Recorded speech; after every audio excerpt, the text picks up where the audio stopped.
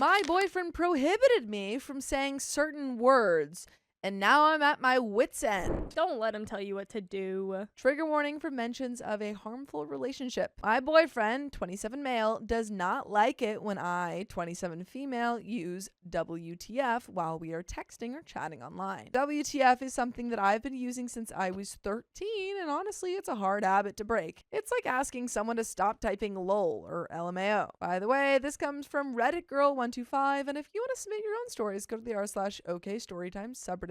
I'm Sophia. I'm Carly. And we're here to give good advice goofily. Well, we don't have all the answers. We only know what we do.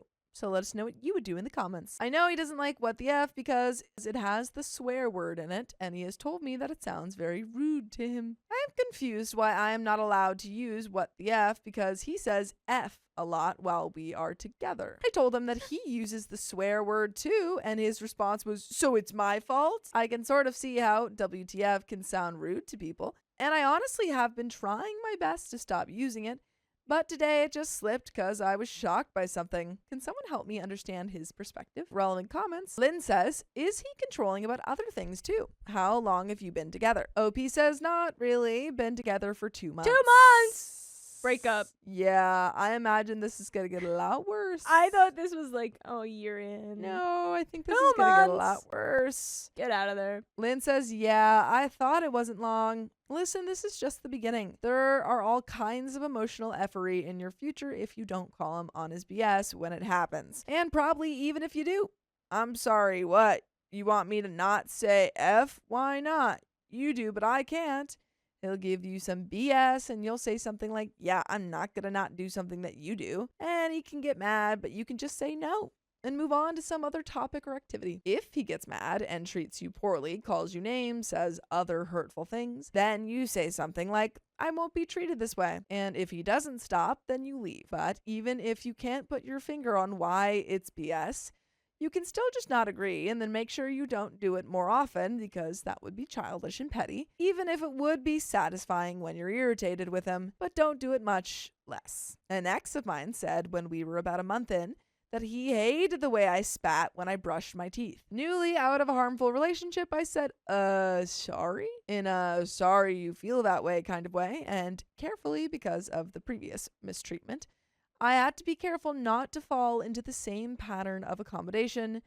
Did not change my behavior. We were together for a year and it never came up again. I broke up with him for unrelated reasons. It's entirely possible that this isn't actually going to happen, but with the fact that he got mad when you said, what the F, I'd bet $1,000 on emotional mistreatment within 6 months. And with this going on so early, when it does happen, it's going to be bad. Also, I'd bet more money on him calling you a witch or otherwise getting jealous and demonstrating that he has different standards for men and women, particularly when it comes to spicy sleep. OP says, I guess right now I feel like my fault in this is that I said I would stop, but I didn't.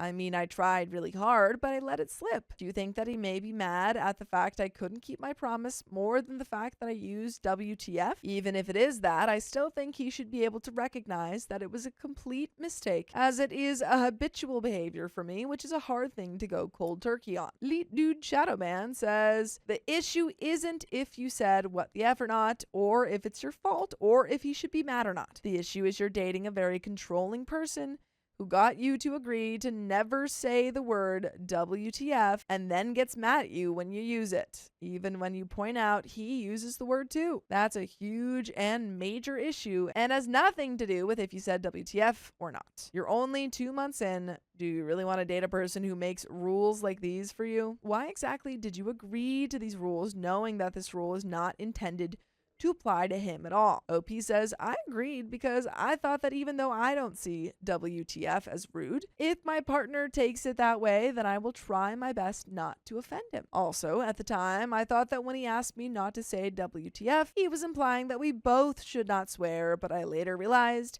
that he continued to swear. OP continues, I am confused though, because I remember I've used the word F once or twice, but he didn't care at all. But it is only when I say the acronym WTF that he gets mad. Makes me think that there's some history or specific meaning to WTF that I am unaware of. And there is an update. Wait, okay. Now I'm even more confused, honestly, because Yeah. she's allowed to speak the word, but she can't type it? It's type it? Yeah, it's like he's perfectly fine with the actual word, but then he's like, how dare you abbreviate? He's like, you have to use it in its full force, otherwise it doesn't work. Update 3 days later. I talked to my boyfriend after the incident, and this is how it basically went down. Me, are you still upset with me? Boyfriend, no, I don't care anymore. You don't have to change yourself for me, but just to let you know, I'm not attracted to girls that say WTF often. Me, is it just the acronym WTF, or is it the F word too? Boyfriend said, both. Me, okay, noted. Will you stop swearing as well? Boyfriend, okay, I really don't like your attitude. Every time I bring up an issue, you say, can you do it as well? Saying, okay, noted was good enough. Let's not talk for a while and message me next week. And I would consider that a breakup. I'd be like, okay, I'm not going to message you next week. Yeah. We're done. If I am not talking at least a check-in daily, I am considering that. That's a breakup. Unless there's like pre-conditions that you knew they wouldn't have Yes. service or something and this was pre-planned. Absolutely. But if I'm not hearing from you and it's because of something so stupid, we're broken up. Yeah. Me, okay. I wanted to bring up issues such as why he feels he can swear, but I cannot. But as you can see, I didn't even get to talk much, as he is refusing to talk to me until next week. Right now, I do not mind, as I have a lot going on my plate right now. And I don't want to deal with anything until my stuff gets sorted out, but I am appalled by his behavior. I do not believe I displayed a bad attitude. I simply asked if he's going to do the same because he swears as well. Am I missing something here? Did I really display bad attitude? And we've got some top comments. Sneakies says, this is so sketchy on his part. He's basically complaining that you're asking that he be held to the same standard as you are. In your mind, you're equals. It's clear that in his mind, you're not. Honestly, I think you need to take a good long look as to whether you should continue a relationship with this guy. He sounds manipulative and controlling. There is a second update. I agree. He sounds manipulative and controlling and a little baby. And a little baby. And we don't date little babies. No, that's illegal. You can't date a little baby. You literally can't. You actually have to break up with him now. Yep. Update 2. 1 day after the last update. Hey guys. Wow, I did not expect to get so many replies from my update, but thank you all. Here is basically what happened. Sorry if it ends up being a long post. It didn't take me long to decide that I am done with this guy. Woo! But I did leave my clothes in his car, so I wanted them back. Unfortunately, he's out of the country on a business trip for 2 weeks or so, and he left his car at a friend's house who happens to live in my neighborhood. Since he explicitly told me not to contact him for a week, I was going to take the advice of people here and just never talk to him again, get my stuff quietly, and tell him that it's over. I contacted his friend and asked if I could come to his house to pick it up so that it would be of no inconvenience to him. His friend then offered to come to my place and drop it off. An hour or so later, I got a call from my now ex-boyfriend, thank God, who was flipping his crap, saying I was bothering his friend and asking why I was so desperate to get my stuff back. At this point, I think he's absolutely crazy because his friend is the one who offered to come to my place after I insisted twice that I would pick it up whenever it was convenient for him. He then rambles about how my clothes are probably only worth $20 and then offers me $100 instead of giving me my stuff back. I tell him I don't want his dirty money. I tell him he is controlling and manipulative, and he tells me that he's dropping me, not knowing I already did that a while ago. He then blocked me. So yeah, I'm not getting my stuff back. What do you mean? Reach out to the friends still. Yeah, reach out to the friend Are you and say, kidding hey, me? please bring my stuff. I'd be over there like, hey, yeah, like we broke up. Just give me my stuff back. Yeah. An hour later, he calls me again and says that he does not want to burn bridges. He then talks about how I will be successful in life, talks about all the good traits I have, and then tells me that he hopes I will not talk bad about him to anyone he knows because he cares a lot about his image. He told me he is shocked that I called him manipulative and controlling, as he's never heard these words from anyone before and doesn't believe he is. He then said if I'm manipulative and controlling, why do I have so many rich and successful friends? After that, he tells me that I am immature and that he is much more experienced in relationships because he has dated more girls than I have dated guys. He keeps rambling about how our city is small and that he's well known, so he needs to keep up his reputation. But he called me to make me feel better. He told me that if I were to tell the whole world about this situation, everyone would agree with him. I laughed because I literally did ask the world and practically no one sided with him. I wanted to send him the link, but he blocked me on everything. He did apologize for being manipulative, controlling, and possessive, which really surprised me, but he said it in an annoying tone that did not sound sincere. But hey, at least I got some sort of apology. He then tells me that he completely moved on from the whole WTF incident a long time ago, but he wanted to reinforce how bad it was so that I never do it again. He said if he did not act mad, then I might think it's okay and would do it again. This made me feel like he was treating me like a dog that needs to be trained and conditioned to do certain things. By the way, I hope to train you to listen to full episodes with stories just like this. Just go to Spotify, Apple Podcasts, or iHeartRadio and search up OK Storytime. I can obviously see that this whole phone call was another manipulation attempt to keep my mouth shut. Yeah. And to not spread rumors about him, which I was not gonna do anyway. So I get mad and call him delusional, and he calls me crazy and hangs up. Maybe I could have dealt with it more maturely and not let my anger get to me, but I could only take so much, and I do not regret it.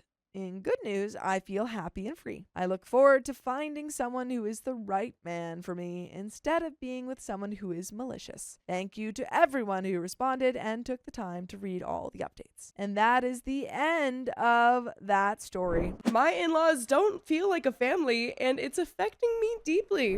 I'm so sorry. My female 32 husband, male 35, and I have been together for 10 years and happily married for 5. When we first got together, both our families, aside from my sister, lived in the area and we saw them all regularly. We were able to share holidays between the two families without an issue. My husband is the oldest with a brother and 2 sisters. By the way, this comes from Open Reflection 1088, and if you want to submit your own stories, go to the r/OK Storytime subreddit, and I'm Angie. I'm Carly. And we're here to give good advice goofily. We don't have all the answers. We're just going to guess what we would do in the situation, but let us know what you would do in the comments. So, OP says, after 1 year of dating, we moved in with each other and bought a fixer-upper home about 30 minutes from his family and 45 from mine, and everyone was happy for us. Even after moving out, we still saw my parents every other weekend for dinner, and they came over weekly to help us with house-related projects for months, like decluttering, unpacking, and creating new spaces for organization. We saw his family once a month at that point, and it was always a great time, but they didn't offer to help with the moving and didn't visit us often because, quote, the drive was too far. If we wanted to see them, we went to their house. Holidays were amazing for the first few years of our relationship. I was always included and celebrated, and I felt loved by them. It wasn't until my parents moved away, though, that things started to shift. 4 years ago, my parents moved a few states away, a 2-hour plane ride, to be closer to my sister on a lake, and asked us to come with them. They offered for us to live in a wing of their house until we found a place and jobs in the area, and they would cover all expenses until that happened.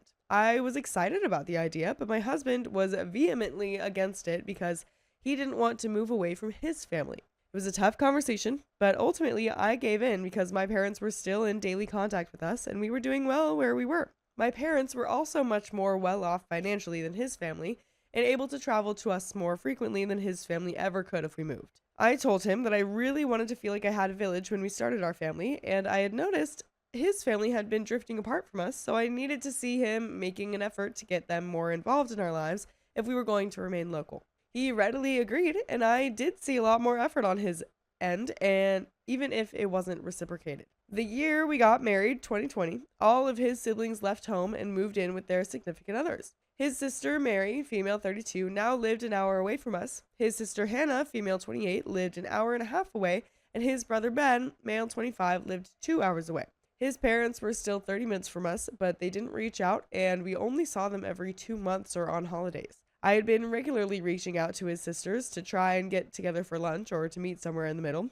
For a while, they were open to it, but as time went on, their excuses for not being able to get together gradually turned into ghosting my messages, with apologies weeks later for not responding because life is so busy, or they're bad at texting. My husband tried keeping in touch with his parents and started doing weekly lunches with his mom, but that felt off after a while too.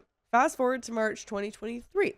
We rarely spoke with his family at this point other than holiday get-togethers, while my parents remained a constant in our daily life via FaceTime and phone calls. We found out that we were expecting our first baby at the end of March. We wanted to wait until 12 weeks to share the news with everyone, But that plan unexpectedly shifted because in April 2023, mother-in-law informed the family that she was diagnosed with cancer and was being put on chemo in the next few weeks with a double mastectomy scheduled for sometime later in the year. My husband was absolutely devastated at the news. We decided to drive to mother-in-law and father-in-law the night that we heard and informed them of our pregnancy in the hopes of giving her something to look forward to. It was the perfect response. There were tears and hugs and so much happiness. Father-in-law later told me that he was so thankful that we got pregnant when we did because it made her fight harder. Mother-in-law went on disability from her job, and both sister-in-laws started taking turns bringing her to her chemo appointments when father-in-law had to work. The chemo was rough on her. We weren't able to visit because she was never up for company, but sister-in-laws kept us informed with weekly updates for a while. After a few months, sister-in-law, Mary, quit her job to be there for her mother full-time. Her husband was making enough money that she actually hasn't gone back to work since. My husband felt terrible that he wasn't able to be of more help, but his work schedule didn't allow for much flexibility, and she was in no shape to travel anywhere. I kept her up to date on the baby's progress, but she didn't reply very often. She told me later on that she enjoyed the updates and apologized for not replying, so I continued to send them. Around July, my mother-in-law and father-in-law shocked the family by telling everyone that they planned to move to Florida by the end of the following year, and father-in-law would retire. My husband and his siblings were upset that their parents were choosing to leave when they were all just starting families of their own, but no one voiced their thoughts to the parents because they didn't want to upset mother-in-law. Mother-in-law and father-in-law sold my husband's childhood home within a few weeks and decided to move into Mary's basement apartment, now an hour away from us, until father-in-law was ready to retire.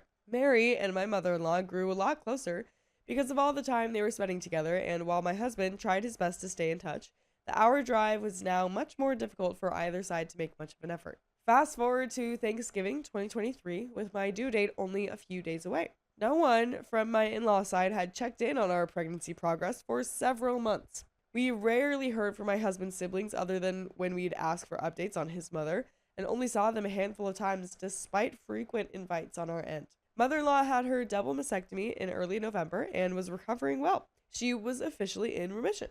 Yay! We did spend Thanksgiving with his side of the family. I was talking to Mary, mother-in-law, and Hannah about how excited I was for them to meet my daughter, and said that they could visit as often as they'd liked, especially since Mary's schedule was so flexible. Mary gave me a weird look and said that an hour drive was a bit of a commitment for frequent visits, so she'd have to talk to her husband about how often she could come. My mother-in-law also made a comment about wanting to give us space for the first few months and not wanting to be a burden. I feel like the first few months is like the time to visit and help out with a baby. Yeah. Right? Like, I don't know, but I can understand, like, hey, an hour is long for some people to drive, so maybe I can't make it a consistent thing. Like, I don't think that that's, like, a jab at you guys. Sure. But I agree. I would think they'd want to see the baby. I don't know. Yeah, right? I feel like you would only be a burden if you, like, wanted to do fun things in those first few months. But things that you can't bring a newborn to. Yeah, but, like, what you would have to do is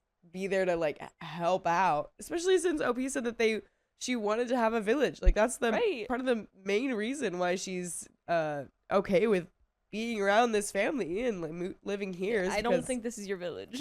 Yeah, I really don't think so.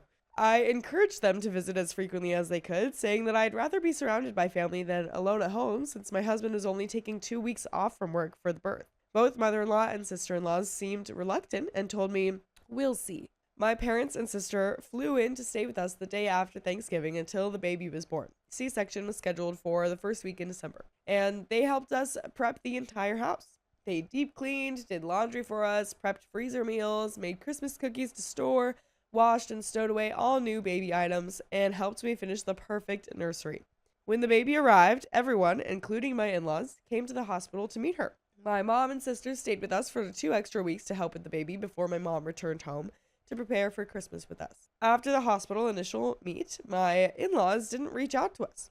They were giving us, quote, space as a family, even though we never requested that and told them to please come and visit. I sent my mother-in-law a few updates on the baby, and she replied with emojis, but that was the extent of our contact. I told my husband that I was getting emotional about their lack of excitement and asked if he could take over communication with them going forward. Postpartum was an absolute nightmare for me, and I was struggling to hold on. Initially, when we talked with everyone about plans for Christmas that year, We requested that they all come to us for a joint Christmas because we didn't want to travel. I would be about 3.5 weeks postpartum. But tragically, my mom ended up having a heart Oh attack my God. the night that she flew home from our house, and we nearly lost her. Oh my gosh. What hit me the hardest was the story my dad told of how she kept begging the doctor to help her live so she could be with her granddaughter for her first Christmas. Oh my gosh. Oh, that's terrible. She surprised us all by making a rapid recovery over the next week. Yeah, right. And over the next week and a half, and got the green light to fly back to us for Christmas with my dad. I received a few so sorry to hear texts from both sister-in-laws and brother-in-law, but nothing from mother-in-law or father-in-law about my mother's heart attack. On the day before Christmas, when my parents flew in to stay with us, my mother-in-law sent me and my husband a perky text message saying, "I hate to do this, but I'm just not feeling well today. We are going to host Christmas at Mary's house instead. We will be having food at this time and presents at this time. Can't wait to celebrate granddaughter's first Christmas morning." I was 3.5 weeks out from recovering from a C-section with a newborn that wasn't sleeping, and my mother just had a heart attack, and she wanted us to drive an hour to her.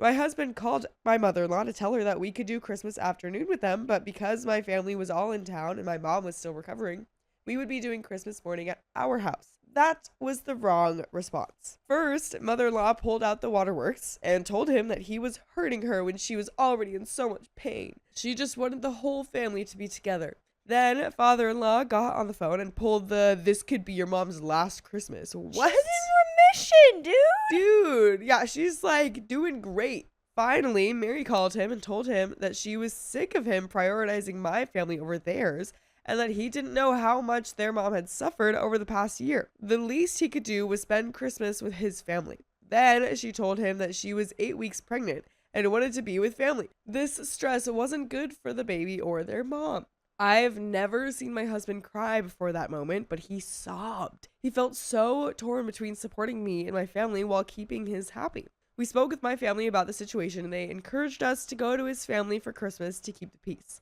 My sister was flying back home Christmas afternoon after being with us for an entire month, so we agreed to wake up early to open presents together before leaving.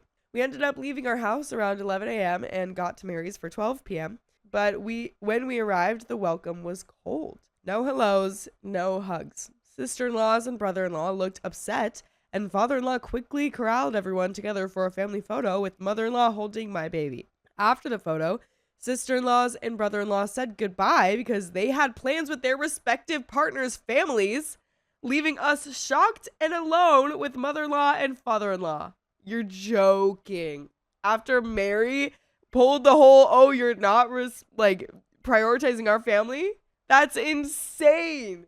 Insane. Oh my goodness. Mother-in-law looked at me and said, "Well, doesn't really feel like Christmas this year, does it?" I tried to be cheerful and kept the conversation about her recovery and the baby. Not once did they ask how my mom was doing. We sat and watched TV with them while she held my baby for the next 3 hours. My hands itched to hold her, but I gave in because she hadn't seen my daughter since the birth. My parents were home alone at our house. After that Christmas, things were never the same with my in-laws. I tried amending things with my in-laws by bringing my daughter to see mother-in-law for a weekly visit for the next 6 weeks, but it was awful. I would drive an hour there, and mother-in-law and Mary would pull her out of the car seat, and I'd watch for 3 hours while they cooed over her, not speaking to me, not letting me hold her when she cried because she, quote, needed to get used to other people soothing her too. Then I would drive an hour home. 5 hours straight of not being able to hold or touch my child. I feel like, how is that possible? Because they would need to feed her too. Maybe I guess if she pumped and would feed with a bottle, but feeding her then. That's crazy though.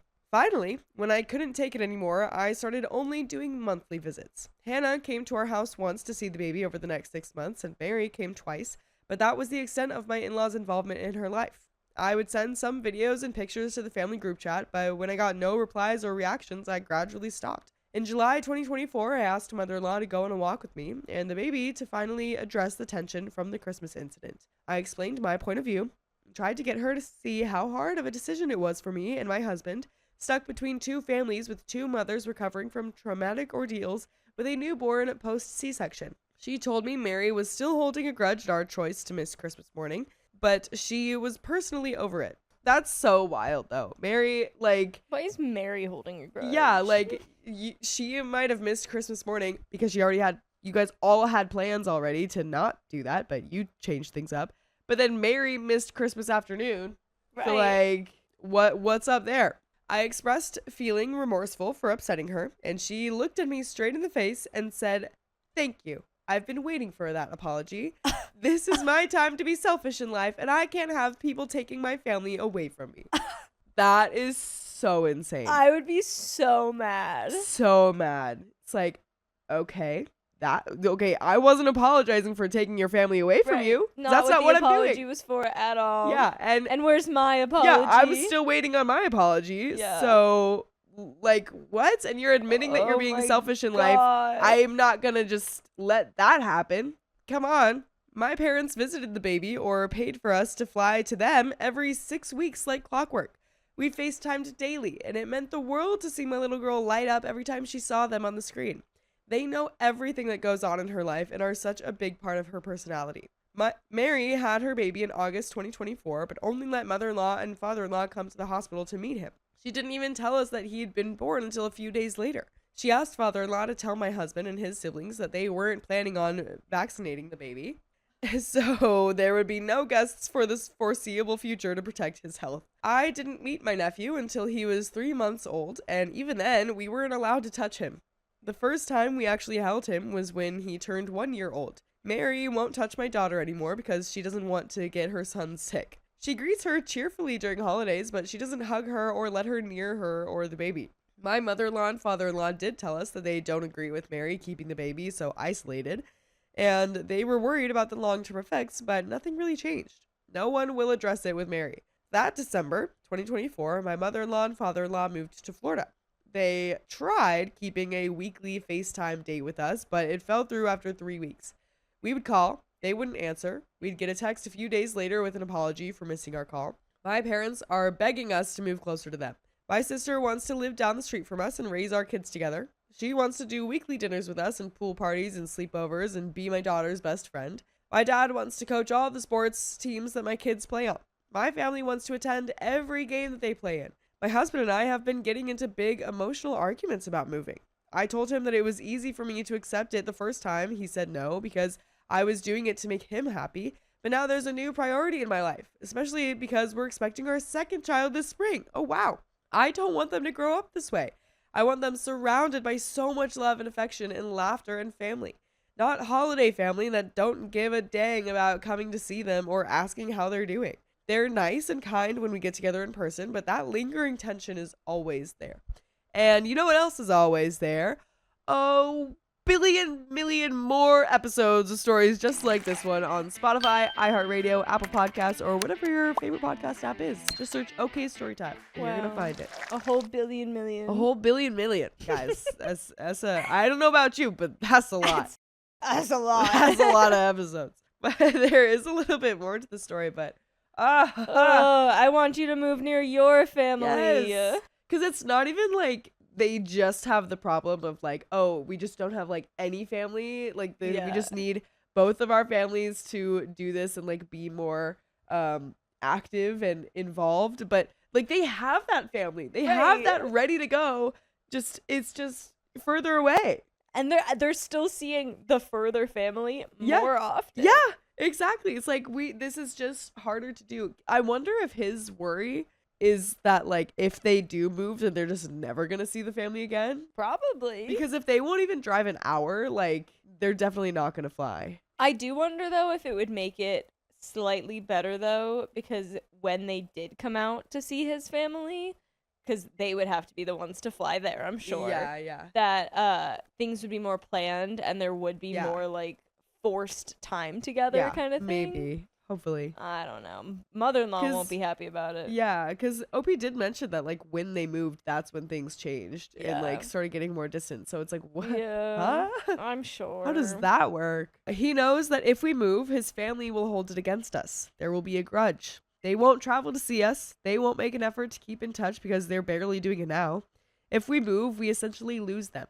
I don't want that, and neither does he, but at this point, is it worth it? Would I be the a-hole for forcing him to move? He loves the area. He grew up here, and so did I.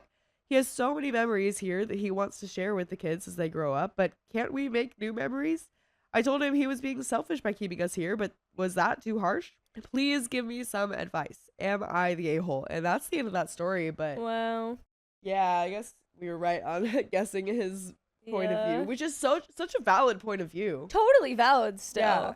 I wonder too how much more of this before he starts to be fed up with it even. Yeah, right? Because he has sobbed at all of this, Right. like, distance. They're not like being nice to him and mean to OP. Yeah. Like it's both of you guys are just getting pooped on. Yeah, dude. Like, I wonder if, like, he can be the main person to communicate with his parents and family, because, like, obviously her communicating is just coming off as like, oh, you're Right. stealing our family away. It's like, we need to be so straightforward with them and be like, yo, guys, this is all the effort. Look at all of this effort that we have put in to be with you guys and done for you. And this is a much smaller list of what you have done for us. Yeah. We simply can't keep doing that. Like, Yeah. the whole point we moved here is to have like a village for our family, and we have not gotten that at all. We stayed here for you guys and you Yeah. guys suck. Yeah, so it's like, it's our turn to be selfish in life. Like, Yeah. there's Yeah, I'm gonna be selfish for my 2 babies. yeah, it's like, what gives you the right to be selfish and not me? Yeah. Like, we have to make our best decision for our child. So if the husband can like come to them and say like, this is what I want, then Lay maybe it down. they can Yeah. maybe they can understand. But Who knows? who knows? But I don't know. I don't think you're being the a-hole. Depending on how you said that might have been harsh about him being Yeah. selfish, but also maybe it's what he needed to hear. Yeah, might be a good wake up for him. Yeah. It's been very hard for you. I mean, he only had 2 weeks off from work for the baby. Yeah. So she's been at home taking care of this child by herself. But yeah, definitely not the a-hole here, girl. My friend wants me to hang out with his cheater girlfriend, so I blew up. Are you a good friend or a bad friend? I was asked by a friend of mine to stop by his place and grab some stuff one day a few months ago, since I had a spare key. Nobody was supposed to be there since his girlfriend works at that time, but when I got there, her car and a truck I didn't recognize were in the driveway. By the way, this comes from user Chicken Wing Priest, and if you want to submit your own stories, go to the r/OK Storytime subreddit. I'm Dakota. I'm Keon. And we're here to give you good advice goofily, but we don't have all the answers. So if you would do something different, let us know in the comments. And OP says, immediately, I assumed the worst, and I was right. I took a few pictures of the truck and car in the driveway and then went in to confront her. She was half nudie on the couch with another guy.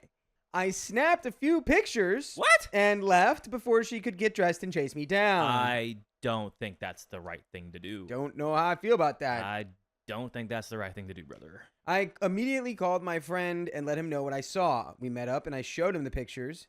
He was heartbroken but said he'd started to suspect things a few weeks prior, so he wasn't too surprised. He confronted her and she gave the usual cheater excuses. It was a mistake. It only happened once. I love you. He meant nothing.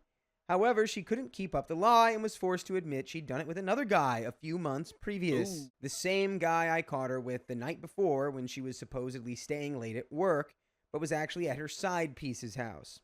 He broke up with her and booted her out of his place. He seemed to be doing better until a couple of weeks later when he got lonely and took her back. You idiot. Now they're together again, and I've stopped hanging out when she's around, so I don't see him as much anymore. We had the following exchange when we met up for lunch, and I'm wondering if I was too harsh. It's not word for word, but it's the best I can pull from memory. Him. Why don't you come over anymore? We barely hang out. You know why. I'm not hanging out with or around your girl. She's a cheetah, and I don't hang out with cheetahs. Also, she hates me because I'm the one that caught her stepping out on you. Remember? She doesn't hate you. I forgave her and it's fine. So just come over tonight and we can hang out. She wants you over there too. Dude, not happening. I hope you're happy with her, but I think she's trash. And I'd rather sit in a room by myself than pretend she's not a total piece of crap, just so you can act like everything is A-okay. Oh, dude, why the heck do you care? She didn't cheat on you. He was getting visibly worked up at this point, and I was probably looking about the same. Look, brother, if you want to sweep this under the rug and keep pretending things are fine while she figures out how to get some side wiener, again, without getting caught, that's your choice. But I can never pretend that I didn't walk in on her, half unclothed, with another dude. And I can't pretend that you aren't an idiot for taking her back when she's obviously going to cheat again and has no respect for you. Heck, I have less respect for you for taking her back, you dummy. We sat in angry silence for a minute before I left, and since then it's been mostly quiet.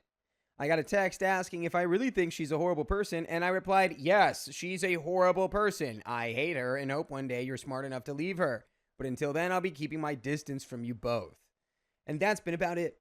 A few of our mutual friends hung out with them recently, and they say it's super awkward. My friend tries to get them to interact with her, but they also don't like her. They're just too polite to say anything to his face about it. So, getting to the judgment I need, have I been too harsh here? Was I an a-hole for snapping at him like that after everything that happened? Should I have just played nice and made excuses not to hang out instead? And we do have comments. No. No, brother. You're like living in a simulation right now where like everything's backwards. Why? Brother, are you dumb? Like, she cheated on you. And you were like, so you were good, and then you took her back. Why? Yeah, I would do the same thing. I'm not gonna lie. Why? I would do a similar thing for sure. Yeah, no, I know? feel like I've been in that situation where I'm like, okay, well, now I feel like an idiot because I put out all my energy, and now you're not listening to me, and you think everything's cool? Yeah. Comments. Willing Confusion 33-0 says, not the a-hole. Cheaters are disgusting, and frankly, I'd be the same. If he wants to forgive her, that's fine, but you don't have to. You don't have to hang around anyone you don't want to hang out with, and no one can tell you or not tell you who to be around. OP replies, for the record, I understand that I'm not an a-hole for wanting to distance myself from his girlfriend. I'm mostly worried about how harsh I was when we met up and got into our argument. That's where I think I might have crossed a line. Dismal Cellist 1024 says, no, you were a true friend, and frankly, he's lucky to have you. We all need someone who will have our back, even if having their back means giving them the harsh truth. Yes. No true friend would let their friend continue to be a doormat. Just don't give up on the guy when he eventually catches her cheating again and or she dumps him.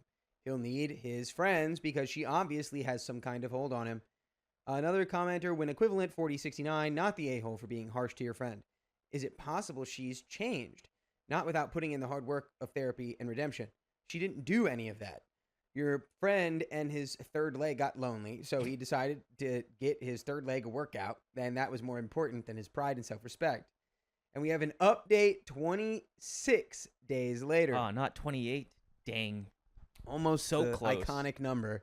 I agree with all those comments. No, again, you know you're not the a-hole, and you gave him the harsh reality. I feel like it's going to happen again, and maybe you don't need to be there with both of them, but be there for your friend when it will happen again. Be like, hey, I'm your buddy. I told you so. I love you, but you're an idiot. I can't be around that toxic relationship. I can't be around her. I hate cheaters. Yeah, just send that ahead of time. Just let him know, like, hey, even though I'm distancing myself from you right now, it's not because I'm not your friend anymore. It's because I can't be around you when you put yourself in this situation. So just know, like, if it all falls apart and you need somebody, I will be here for you. Yeah, I'm here for you, like, but I'm not going to support this relationship, and I can't hang out with you and act the way you want me to. So we're just going to not hang out as much. A month ago, I came here to get a perspective on a potential falling out with a friend of mine over him taking back his girlfriend after I caught her cheating on him, and she admitted to doing it multiple times. I stopped hanging out with him after we got into an argument over me not wanting to hang out with his cheater girlfriend. Things played out almost exactly how I figured they would, and I'm feeling pretty validated in my disdain for his now ex. We all called it. Yeah. You called it, Opie. You got a good head on your shoulders. After our fight, my friend and I barely spoke to each other outside of a few texts. Then I got a call from him yesterday letting me know he has booted her out. He told me he'd only taken her back after several weeks of her begging and promising to do whatever it took to win his trust back. One of the conditions of him taking her back was full access to her phone, laptop, and game console without complaint. He said at first she was happy to comply, but after a few weeks, he noticed her acting suspicious, and when he went to check her phone, she had changed the passcode from the one they'd agreed on for him to get in. When confronted, she started screaming at him and telling him she'd done enough to prove herself, so he needs to back off. He immediately dumped her and removed her from the premises. She said she immediately backtracked and tried to hand her phone over when she realized he was serious, but the damage was done. Said he was almost relieved she acted like this because it made the decision easy. What? And by the way, I got an easy decision for you, and that's to Listen to full episodes with stories like this on your favorite podcast platform, iHeartRadio, Spotify, Apple Podcast, wherever you listen to podcasts. Just search OK Storytime, and you can listen all the live long day. But we do have a little bit more story here. Oh, OP, I'm not one of those people. Sometimes I am, but I'm not really one of those people where you're ready for this with the big "I told you so." Good for your buddy that he realized he doesn't deserve her. She sucks. And hopefully he can make it up to you. Maybe buy a drink or something. Yeah, I mean, the context of it makes a little more sense that she's just like begging, pleading, and he's like, okay, fine. But here's the conditions. And literally as soon as she broke it, he's like, all right, we're done. Within like a month. Yep. Crazy. And that was good for him. Good for him. I came over and helped him move all her stuff into boxes for her to pick up. I wasn't there when she came to get everything, but his sister was there and had to get between them because his ex kept trying to kiss him one last time while awkwardly dragging boxes of her stuff out to her car. I'm sad I didn't get to be there. Apparently, she ugly cried most of the time. I'm going to head over to his place after work to drink and play video games to get his mind off things. He's a silly little boy, but I think he's finally learned his lesson about her. I just hope his next girl is loyal and doesn't talk so goddamn much during movies. Oh, man, that's a huge red flag in my opinion. We have some comments to finish it off. RGST117. Oh. Not the a-hole. It's too hard to look her in the face while she's destroying your friend. He came back and he knows you're a good friend. OP says, more importantly, he knows he was being dumb, but he's a lovable dummy. Nerd is a verb says he has such low self-esteem that he accepts cheating and emotional abuse to the extent it damages his relationships with friends. He needs help, like professional help at this point. MCA 2021 says, I usually pause the TV if someone is talking or if I have something to say. It drives my daughter nuts, but I find it annoying trying to watch a show with someone talking. I'm glad your friend finally saw the light. Sometimes dummies take longer to see the light, thus why they are called dummies. OP says, that sounds like a much more efficient method than my solution. I just waited until she blew up the relationship a second time and removed herself more permanently. I'm honestly looking forward to movie nights again. Nice. And that is the end of that story. Perfect. Is it because everyone's on the same page of like we can chill and like talk? Sure. Yeah. But if someone's like we're trying to watch this movie and someone's talking during it's it, different. That's also it's different when it's like a movie like, it's a little more fun, lighthearted. It's like if you're watching a movie like The Godfather, The Revenant or something, or like, you need like serious context to watch this. I need to lock in. There's a lot going on. Yeah. I refused to have my friend's child at my party, and she got furious. This party is rated R. And this comes directly from the r/OK Storytime subreddit. I feel like by just reading the title, it would be easy for some to call me the a-hole, but just hang on for the ride. I, 32 female, have or had two best friends, Kitty, 32 female, and Autumn, 30 female. We were like the three amigos.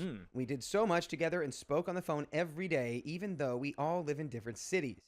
Kitty and I live in the same state, while Autumn lives in New York. And by the way, this comes from user Personal Efficiency 8, and if you want to submit your own stories, go to the r/OK Storytime subreddit where this story was submitted. I'm Dakota. I'm Keon. And we're here to give you good advice goofily, but we don't have all the answers. We only know what we do, so if you do something different, let us know in the comments. And OP says, Kitty and I met at a job where she was my trainer. When I left, we connected over Facebook and became fast friends. When I moved back to my hometown with my ex-husband, we kind of fell off. During that time, Kitty became friends with Autumn, who is honestly one of the sweetest human beings you will ever meet. My ex and I were having major issues. I had found out he was having an affair and I needed someone, so I reached out to Kitty. And it was just like old times. She wanted me to meet Autumn. We would play video games together, chat, and eventually we met in person at an anime convention. Ooh, fun. Ooh. I'm naturally awkward, and so is Autumn, but we hit it off. Kitty, however, made it clear that we were not allowed to like each other more than we liked her. What? All right, Kitty's weird. That's a 7-year-old opinion to have. We had been a trio for about 4 years, and during this time, Autumn and I were both going through serious relationship problems. Kitty has a boyfriend, Marcus. Experiencing verbal and emotional abuse and the gaslighting of a cheater was something Autumn and I bonded over. But every time we called to vent, Kitty had something to say about her boyfriend. He wasn't cheating, but he wasn't helpful or supportive. She was a stay-at-home mom, and he never took their daughter to the doctor, even during emergencies. We supported Kitty and encouraged her to demand better from him. She would send dozens of screenshots of him being dismissive, pictures of how he left the house a mess. I would be so mad for her and talk to her for hours. Eventually, Autumn and I ended our marriages. We would screen share our dating apps, give advice, cringe together, laugh, and encourage each other. Kitty was still in her relationship, but at this point, she was working, and Marcus was helping more with their daughter. But there was this shift in her vibe.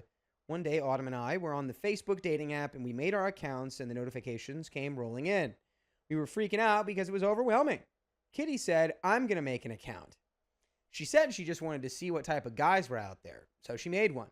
She's a bit heavier than Autumn and I. I only bring up Kitty's weight because it plays a big part in the story. She made a profile and got nothing, not one match. She only left it up for about 30 minutes, though, so I asked what picture she used. One was in her uniform for her job, and it wasn't flattering. I told her it was the pictures, and she said no, it's because she is fat. We assured her she was beautiful, but she didn't want to hear it. Kitty was the bold one in the group, but as we got more comfortable talking to men, she seemed less and less interested in our dating life.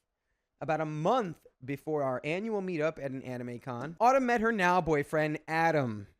Adam is a nice guy, big into Minecraft, and likes everything Autumn likes. Aw. The only problem with Adam is he had just lost his job, but Autumn assured us this was going to be nothing serious. Kitty, however, did not agree. Every chance Kitty got, she was talking crap about Adam. She thought he looked like her brother Jacob, and she started calling him Ugly Jacob. She told her mother, Jacob, and even her sister. She laughed, calling him broke and not good enough. In a private conversation, I told her to chill out. She said, "I don't care." All right, well, if you don't care, I don't care about this friendship. I mean, straight up, if it's just like a guy's trying his best, maybe he doesn't have a job, but you got to be happy for your friend if it's She found making them someone happy. genuine. Yeah, she found someone genuine that she likes, and he likes her back. And the one thing you'd be like, oh, yeah, he doesn't have a job, and he looks like my brother. What? Yeah, just weird. Autumn kept talking to Adam. We were even playing Minecraft together, having a great time. Kitty was playing with us, but she wasn't as good. Then one day, when we were all playing, Autumn, Adam, my other friend, Hannah, and I, Kitty was at the movies. Suddenly, Kitty joined the call, and we all greeted her. So, she wanted to join my Minecraft server, but I had to invite her. She said, "Why did Adam get an invite before me?" "Because you were at the movies, Kitty. You should have known to send me one first anyway." I didn't take this seriously and continued to play. Hannah, Autumn, and I were fighting mobs. Adam was on the way to us, and Kitty was back at the base asking someone to come get her, but we were busy. I heard her say, "I'm gonna burn your village to the ground." And I told her, "We gon' fight in real life if you do that." People who don't understand this stuff, this is all dealing with Minecraft. Yeah, this This is is all all game yeah. references. OP clarifies, I was just joking. But then I didn't hear her say anything else. We all assumed that she left the party chat. We made plans before Kitty even joined to all meet at base when her movie was over and go on an adventure and protect her. We were all just chatting and laughing when Kitty started yelling at us, saying she never left the chat and just stopped talking and was listening. She accused Autumn of being more concerned about Adam and not her. She called us liars, left the party, and blocked us on Discord. She stopped talking to us for a few weeks. When I tried to talk to her about the situation, she says, "I need attention." At least she's honest. That's crazy. Yeah, it's unfortunate. She's being a real cringe lord right now. During this time, Autumn and Adam had this pass asleep. She told me, but because of the whole Minecraft drama, telling Kitty didn't seem like a good idea. Autumn decided she would tell her when she was ready. Even with Kitty not talking to us, Autumn and I still got her cosplay together for the convention. We were going to go as the Powerpuff Girls. Cute. Kitty had expressed that in the past she felt her cosplays were not as hot as ours, and she didn't get as much attention. There was a time when Autumn and I caught the eye of a program's social media photographer, and they took our picture. It ended up on the official page, and Kitty was not happy. I think it's time to distance ourselves from Kitty. I'm getting Kitty is a pick-me girl, a Debbie Downer. All I'm getting is just negativity from Kitty. Yeah. If Kitty's not the one having the most fun or having the best time, Or it's not about her or me, it's not a good time. yeah, if she sees someone getting a little shine, she's going to rain on it so that it brings people down to her level. Ugh. Kitty told us she was jealous and it made her want to quit cosplaying, which is not your fault or responsibility, OP and friends. So Autumn and I thought if we put a cosplay together for her, she would get more attention. The con came. Kitty made it clear that she didn't want Autumn talking to Adam while she was there, which is crazy. You mean her boyfriend? She even unlocked Autumn's phone and texted Adam saying this was her time with Autumn and he wasn't allowed to speak to her during it. I told Kitty this was too much, and she said he could see Autumn every day, and she only got her a few days out of the year. I told her this was time for all of us, not just her, but she wasn't having it. One time during the trip, Kitty left the room. Autumn asked if she could FaceTime Adam to show him her cosplay, and of course I said yeah. It's crazy that she feels like she needs to ask permission. That is wild. Like, it's a very, like, mother, like Kitty's mother. Like, you need my approval first before anything. You have to ask me first if I give you the okay. She talked to him for barely 30 seconds when Kitty burst in, angry, yelling at us for being sneaky. What? Later, I lost my badge, and while looking for it, Kitty said, just take Autumn's badge because obviously Autumn wants to stay in the room to talk to Adam. At that point, I had had enough. I mean, even before that, the calling for Autumn's for Adam, calling Adam all these names when Autum's happy. Ugly and Jacob is crazy. Yeah, that's wild. So OP says the trip was awful. She hated the cosplay and said she was too fat for people to know she was Bubbles. But when I was looking for her, people would ask me, are you looking for your Bubbles? She's over there. It's very clear that Kitty is very insecure. Yeah. Look, there are plenty of people who are heavy, who are maybe fat. There are people who are attracted to all body types. Yeah. You know? But she's acting very, very... It's like she's trying to make everything about how upset she is, and because she's upset about something or isn't happy with something, or then it's a bad time, and it's always going to be a bad time. Everyone has to be having a bad time, right? She hated the cosplay so much she put my oversized flannel over it.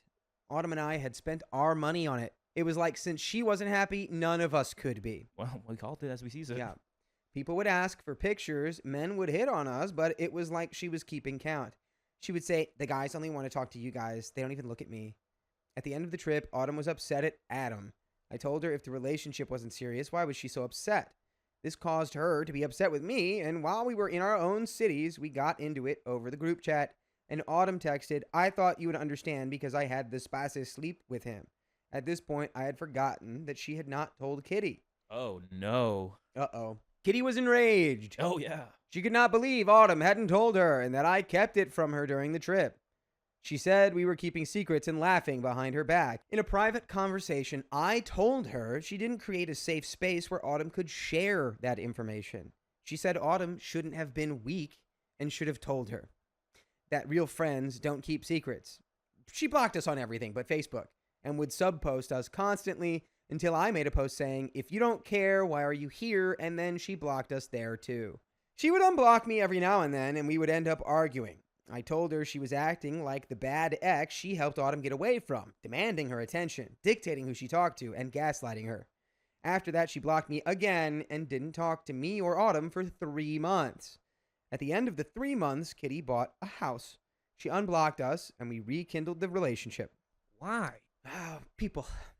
Just a few days into talking again, she told me she didn't like that me and Autumn talked on the phone, just us two. And now we have to cut her off again. I'm sorry, when you blocked us so many times, you I'm blocked very us confused. and didn't talk to us for 3 months. Now you're going to be like, I'm mad you guys talk on the phone. Get out of here. Future reference for anyone listening to this. Do not entertain a friendship that feels like this, because it's not a friendship. Yeah. Ugh. She also said she didn't want to hear anything about Adam and that she hated him because Autumn picked him over her. One day she asked if I wanted to spend the weekend at her new house. I told her yeah, but it might be uncomfortable. We had only been talking again for a week, and she couldn't let it go, making it out like it was my fault if things were weird. Luckily, I had a family gathering that weekend, so I canceled, and she even asked me for pictures of the event. That's so weird. We all know this is not, hey, Kitty, bye-bye. While Kitty had gone missing on us, Autumn and I made plans for me to come visit on my birthday. Our birthdays are a day apart. Cute. We celebrated together for the first time last year. I wanted to do it again, so I planned to buy a train ticket to go to New York. I wanted to go into the city. New York City. Nothing like a New York slice.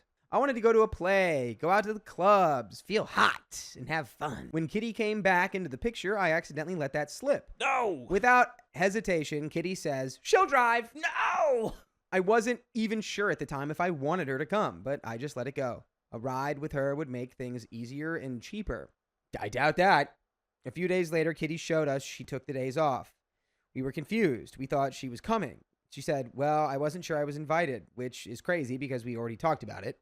We assured her she was invited and made our plans.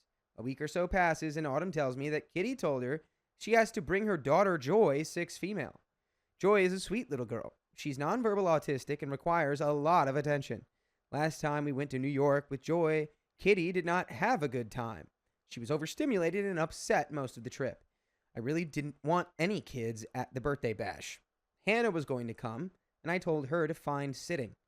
Autumn has 2 kids and found sitting for them, but Kitty said she had asked everyone and no one could watch her. Kitty said Marcus couldn't watch either because he had no more time to take off work.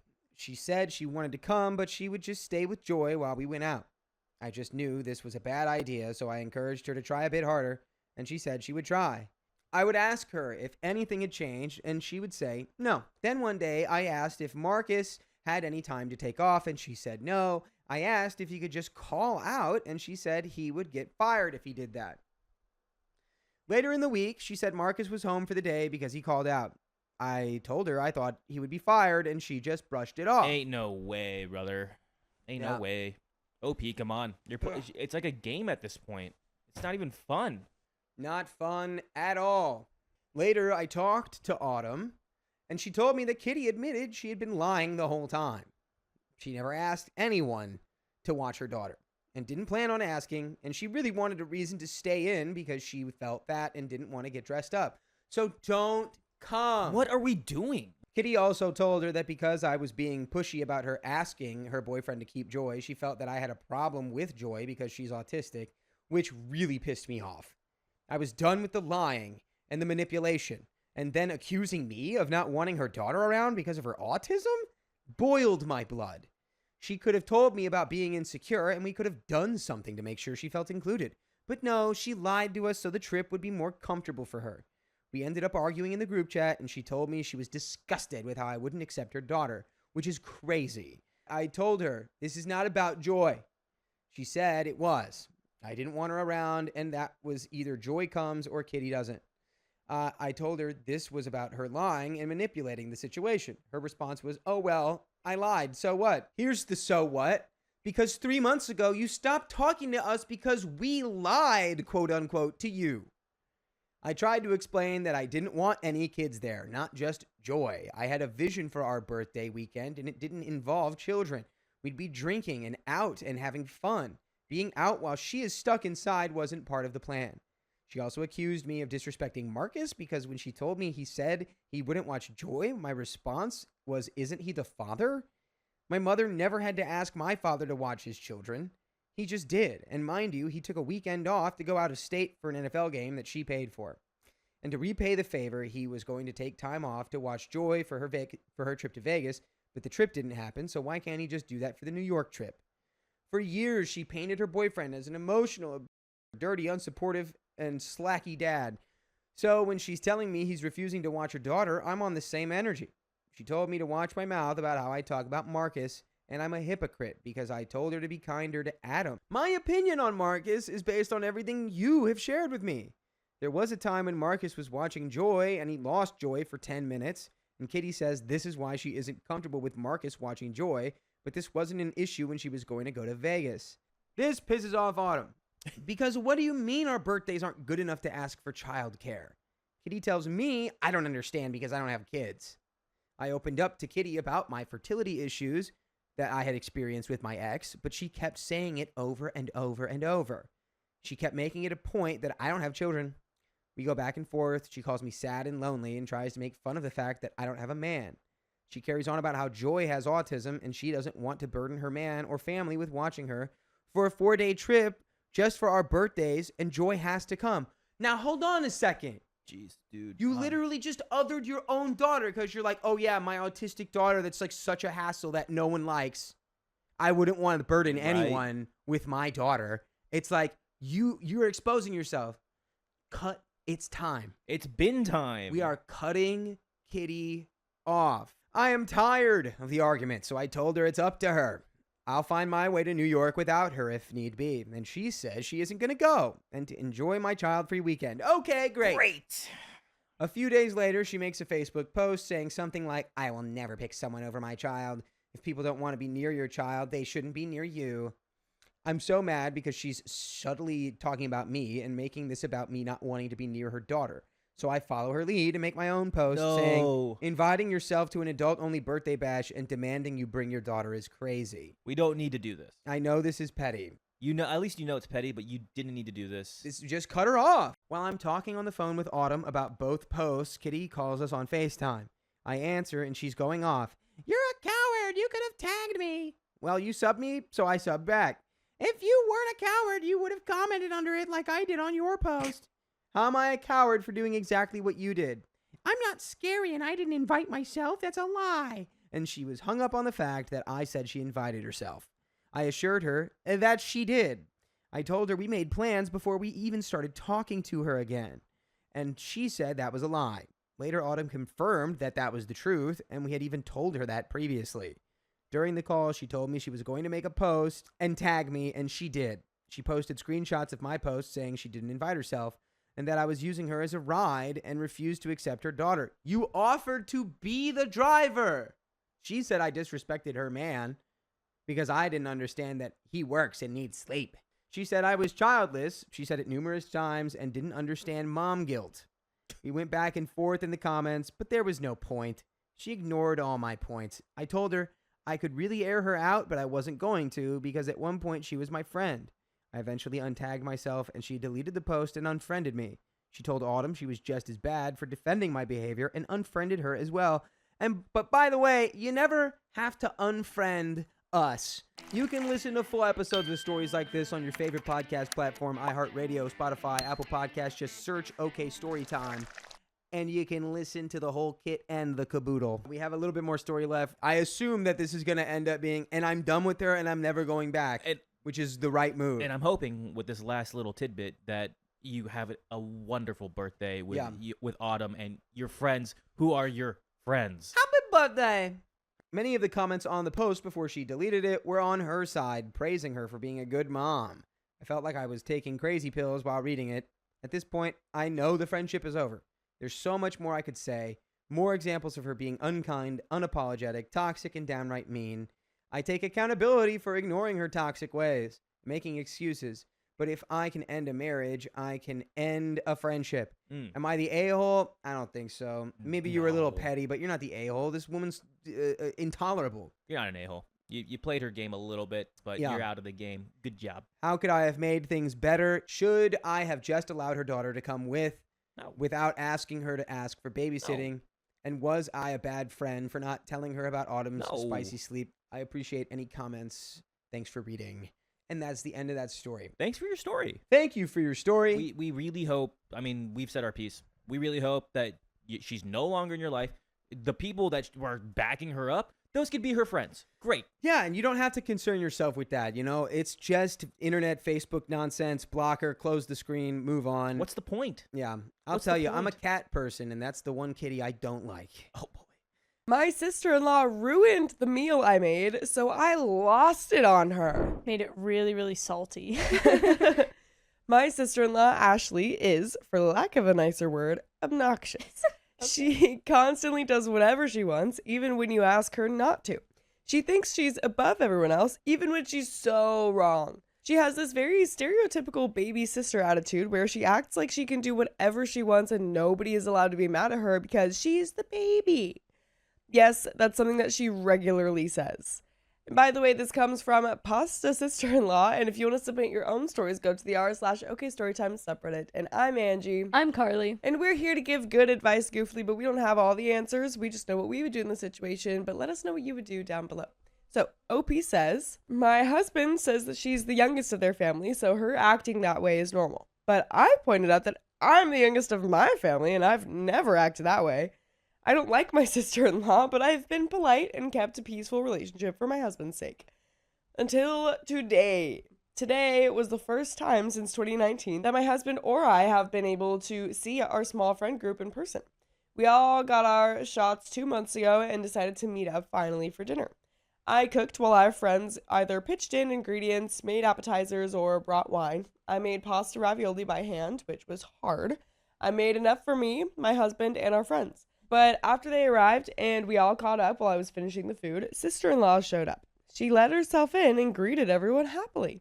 They know her and said hi, but I subtly asked my husband what she was doing here. It turns out he had mentioned the gathering to her, and he guessed that she assumed she was invited. I told him to tell her to leave, because she can't just invite herself. He said that would be humiliating for her and asked if she could stay. I was annoyed, but agreed.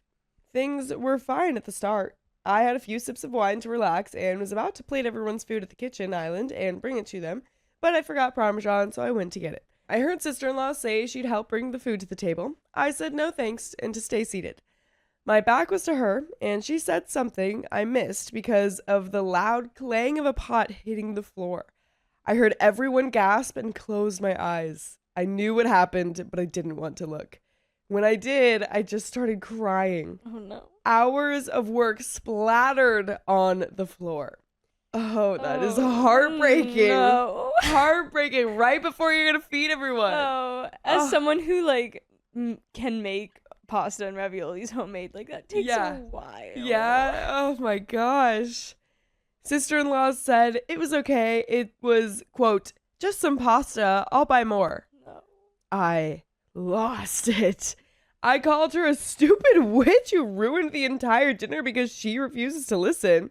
She started boo-hooing and I told her to shut up and leave. She ran out crying and I sat down to cry too. Our friends consoled me and my husband tried to say that I went too far, but our friends told him that he was an a-hole and sister-in-law was in the wrong. They helped clean and we ordered pizza. But after they left, my husband and I were flooded with calls from his family saying that I was a horrible spoiled brat who made their baby cry over some stupid food. Now I'm just crying and feeling like garbage. Did I go too far? I don't usually get so angry or curse. And we do have some comments, but what are your thoughts? So, when you keep in mind the bigger picture of everything, that, the sister is considered, oh, well, I'm a baby, you can't get mad at me. Yeah. She's definitely super spoiled and For definitely sure. probably needed you to just, someone to put her in her place even a little bit. Yeah. But at the same time, maybe over pasta wasn't the vibes. Yeah. But I also get that that's hours and hours. Yeah. And if she genuinely wasn't listening and just assuming again she'd get exactly what she wanted, maybe it was kind of us not being there in the exact moment. It's hard to be it was or wasn't dramatic. But I feel like you're fine. You're not the a-hole at all. You're definitely not the a-hole, but yeah. But we do have some comments. OP is actually responding to a comment clarifying that this girl is 31, the sister-in-law. He's closest in age to her and puts up with her stuff the least, especially after we got together. I think sometimes his family just wears him down. I don't usually flip out like that. I'm very level-headed, but seeing my hours of hard work dumped on the floor just broke me. Okay, so I guess these are just OP responding to some other comments. More info from OP. Yeah. God, it took so much time. Hand making ravioli is ugh. Wow, yeah, because you're probably folding the pasta and everything. Yeah. I didn't have the word limit to include it, but this is not the first time that she's broken or damaged something because she refuses to listen to those around her. Okay, that is important information. I don't know why she insists that she has to touch everything. Some days I just want to scold her like my nieces and nephews. Look with your eyes, not your hands. Sigh. I don't understand why she was trying to take the whole pot to the table in the first place. I had plates set out to fill and serve everyone at the island. All she had to do was stay seated for once. Which you told her to do. You did. You told her to do it. It was my first time making a pescatarian pasta dish because our friend Jenny doesn't eat any land meat. I was so proud how they came out. The first 10 or so were kind of wonky, but I eventually got the hang of it and was so excited to have everyone try them. I was already annoyed that I was going to have to take one ravioli from everyone so sister-in-law can eat too. Because while I had made about 3 extra just in case, 1 or 2 fell apart or burned or whatever, so it wasn't enough for a 7th person. But then she dropped the entire pot, and I swear if I hadn't started crying, I'd have unalived her. Unless she tuned out everyone around her the minute she sat at the table, then no, she knew that the ravioli were handmade. It got brought up a couple of times, and there is an update, but that is a lot of good information. Yeah. She was just, not caring about anything, doing her own thing, and being obnoxious about it. Totally. It's like, it's frustrating because it's like, okay, to give her the benefit of a doubt for a second. Like, Sure. Sometimes, that's just a good house guest is to, like, help out.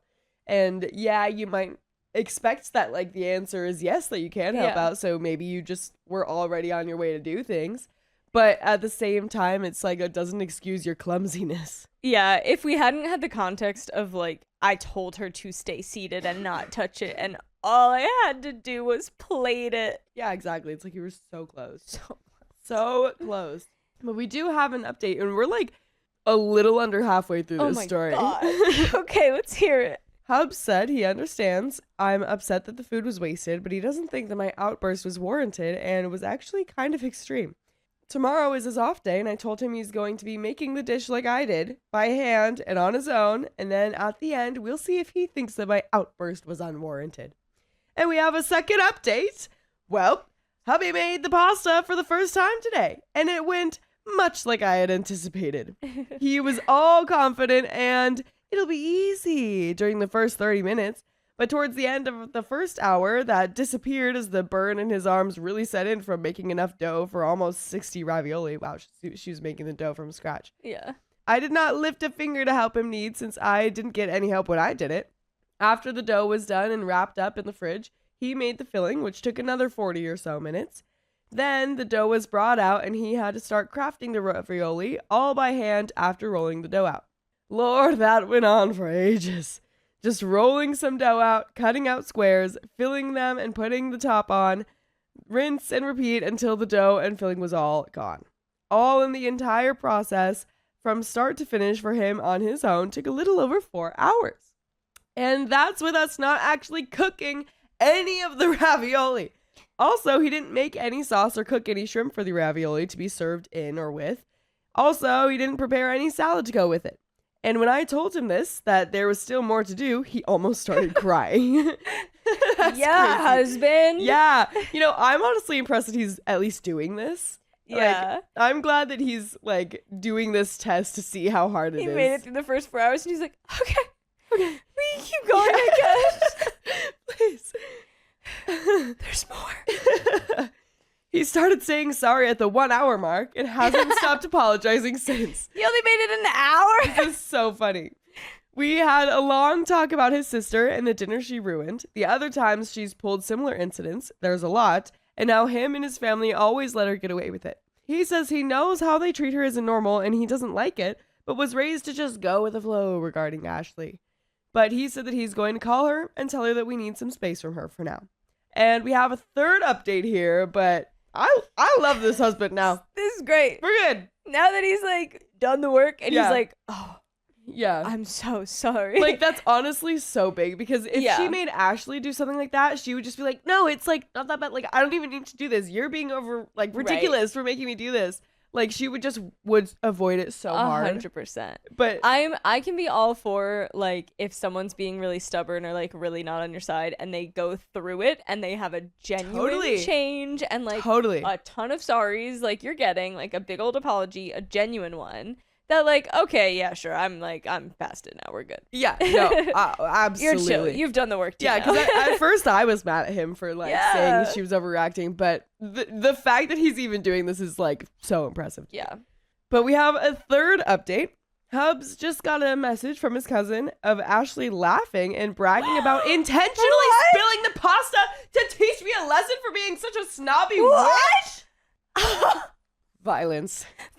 Now is when I commit violence. Angie's ready. Now. Oh my God. I am so mad at this I did woman. not see that coming. Me This is- neither. oh my god. But it makes sense because how do you How do you unintentionally spill spill a giant Right. pot of pasta? That Oh shit's my God. That stuff's heavy. that stuff's heavy. That stuff's heavy. That is Oh, insane. I'm mad for you, OP. We ride at dawn. We ride. Just dox her. Dox Ashley right now and we'll get her. Oh my god, that is so insane. A handful of you all thought that she did it on purpose, but I didn't actually think she did until hearing her admit to it. I have never seen my husband this pissed off before. I don't know what's gonna happen now. And we do have a fourth update. We're gonna find out what happens. Let's just Yay. go in. Let's just go into it. It's literally like a third of the story left. Oh my god, let's go. All right, update number 4. 3.5 months Oh, later. okay. Here it goes. So, sister-in-law bragged to her and husband's cousin, Brenda, Okay. that she ruined the dinner on purpose. Hubby went to confront his family. Sister-in-law denied everything until Hubs played the recording. My god, it's on That's recording. right. Now she just outed herself as a liar. Husband's got receipts. My gosh. Hubs banned sister-in-law from our house until she apologized to me sincerely and reimbursed us for all the wasted food. Sister-in-law went ballistic, sobbing and throwing a massive tantrum until mother-in-law tried calming her down and scolding Hubs for choosing some Oh my floozy over God. your blood family? Oh my god. That is insane. Hubs apparently flipped and called out his family on their weird babying of sister-in-law, saying that they'd made her into a spoiled monster. This just started a huge screaming match between all of them before Hubs said that he wasn't speaking to them for the foreseeable future before storming out. That's when he called me and told me to block all of his family, and before I could hang up, I started getting tons of calls and texts from all of them just saying the most hateful stuff to me. Oh my god. All of my socials, from my personal Insta to my work email, were bombarded with hate until I managed to block all of them, but it took weeks for them all to stop. The only people in Hub's family who weren't pestering us were his paternal grandparents, his maternal grandmother, a few of his cousins on both sides, and his paternal aunts and uncles. Actually, I think all of the hate was from his maternal side, though not all of them. After blocking them, all things were peaceful until a few weeks later, our friend Kelly's car was vandalized really bad when she stayed at our house for the weekend. What? Okay, Oh my well, go to God. the cops. Yeah, now we're bringing the law into this. Jeez. I'm talking the sides were keyed, all the tires were slashed, the windows were spray painted, and they even tore off the tag and shoved it down into the driver's side door where the window slides down. We checked the doorbell cam and it was sister-in-law and brother-in-law. Seems that they mistook Kelly's car for mine. I lent my car to my mom since hers needed new tires and I could use Hubs if needed, since both Kelly and my cars are black. Needless to say, we called the cops, and Good. Kelly pressed charges on both of them. Good. Yeah. Thankfully, with the video evidence, she said she was able to make a no-fault claim against Ashley, who had insurance, and Kelly got her repairs paid for, though barely. Sister-in-law and brother-in-law getting arrested caused a huge rift in Hub's family between those who don't think it was necessary that they be arrested. Most think they should have just paid for repairs out of pocket. No. And those, No. yeah, definitely not. And some think they got what was coming to them. Also, the arrest cost brother-in-law his job at a university. Hub's cousin Brenda, who is keeping us in the loop, told us that anyways. We didn't look into it. Brenda also informed us that during the whole family drama thing, it was revealed that Ashley is only their half-sister, according to the maternal grandmother anyways. Seems she verbally tore mother-in-law to pieces after mother-in-law insinuated that sister-in-law hadn't done anything to deserve this treatment. Brenda said their grandmother said, "You felt bad that your husband didn't love her because he knew she was just your shameful affair, baby." Oh my god. Oh my god. Oh my gosh. The truth. That is crazy. Wow. There's so much Wow. to say. Oh my gosh. Wow. But grandma continued, "So you loved her more than your other kids in some twisted effort to make up for it. And you pulled your other kids into doing it too, and all you did was succeed in spoiling her rotten." Oh my gosh. And by the way, we have been attempting to spoil you rotten with full episodes of stories just like this one on Spotify, iHeartRadio, Apple Podcasts, or whatever your favorite podcast app is. Just search OK Storytime. We have so many episodes spoiled with entertainment. But wow, there is more to this story. But go grandma for finally saying something. And she has like the credentials to say something too. Like, no, when grandma says something like that, like everybody listens. Everybody listens because one, she's speaking facts, and they're facts. Yeah, she's digging deep. She's talking. This is a freaking affair. These are the deep psychological reasons why you're doing this, and you've been doing this her whole life. And also, it's her own mother that's doing this. So thankfully, this is happening. I'm so glad we've got grandma on our side. My goodness. Wow. But we do have a little bit more to the story. Brenda told us more, but that part is what really stuck in my mind. Honestly, hearing all of that was unbelievable for me. I had no idea this level of drama was buried in my husband's family. Then again, neither did he. And all of this snowballed from a ruined ravioli dinner. Hubs and I have decided to distance ourselves from that part of the family for now. After handing Kelly a copy of the video of sister-in-law and brother-in-law tearing up her car, we more or less washed our hands of dealing with them all. And I've been way less stressed lately. Hubs too, that we've both noticed. So not a terrible ending, and I would agree. Honestly, yeah. That brought out exactly, I feel like, what you all needed to hear. Yes. And now you guys can do, like, with that what you will and move on. And yeah, exactly. I mean, like, terrible for Kelly's car and for your pasta, but absolutely. You're free. You're free. Grandma laid the facts. You're free. Yeah. It all started with just all that needed to happen was your husband needed to make that ravioli and see how freaking hard it was. Yeah. And then everything everything fell into place. Everything fell into place. I mean, it got rocky on the way there. Yeah. But it was necessary. My boyfriend bonded with his best friend's widow, and now I feel replaced. Rest in peace. My boyfriend Jake had a best friend, Tom, who married a woman named Amy. Jake and Tom were best friends for a very long time. Jake says he was friends with Amy for years too, but he met her through Tom, and as far as I know, he only ever hung out with her when Tom was there too. They did not spend time one-on-one before. By the way, this comes from particular post 235, and if you want to submit your own stories, go to the r/OKStorytime subreddit. I'm Sophia. And I'm Vincent. We're here to give good advice goofily, but we don't have all the answers. We only know what we do. So let us know what you would do in the comments. And OP says, sadly, Tom passed away in an accident a few weeks ago. It was really awful, and it has obviously been super hard on Jake. I've been trying to support him while he goes through this, but ever since it happened, Jake's been spending a lot of time with Amy. Seems like we might be getting some trauma bonding here. Yeah. We don't want to see that. No, it doesn't look good. He keeps telling me it's because he's Tom's family and he has to be there. He has to kiss Tom's wife for Tom. You don't understand. You don't understand. That's what I do at all of my funerals. Yeah. I always kiss my friends. I kiss all of my friends' wives. My friends' wives. And then, I've already kissed my friends. But they're gone now, so I have to kiss their wives. Who am I supposed to kiss now? It's just natural. But they've been seeing each other every day. He's been doing things like picking her up, driving her places, going to appointments with her. It started to feel excessive. I told him I was not comfortable with how much he was over there, and we argued about it. He finally said he's just helping get things organized for the funeral. And things would go back to normal after that. Well, Tom's funeral came and Amy was obviously having a really hard time, so Jake drove her home afterwards. For the record, Tom and Amy both have tons of relatives there who could have driven her instead, but Jake ended up doing it. I did not complain because it was the day of the funeral, and I did have my own car there. But then he stayed over there for hours and was not picking up his phone or answering his texts.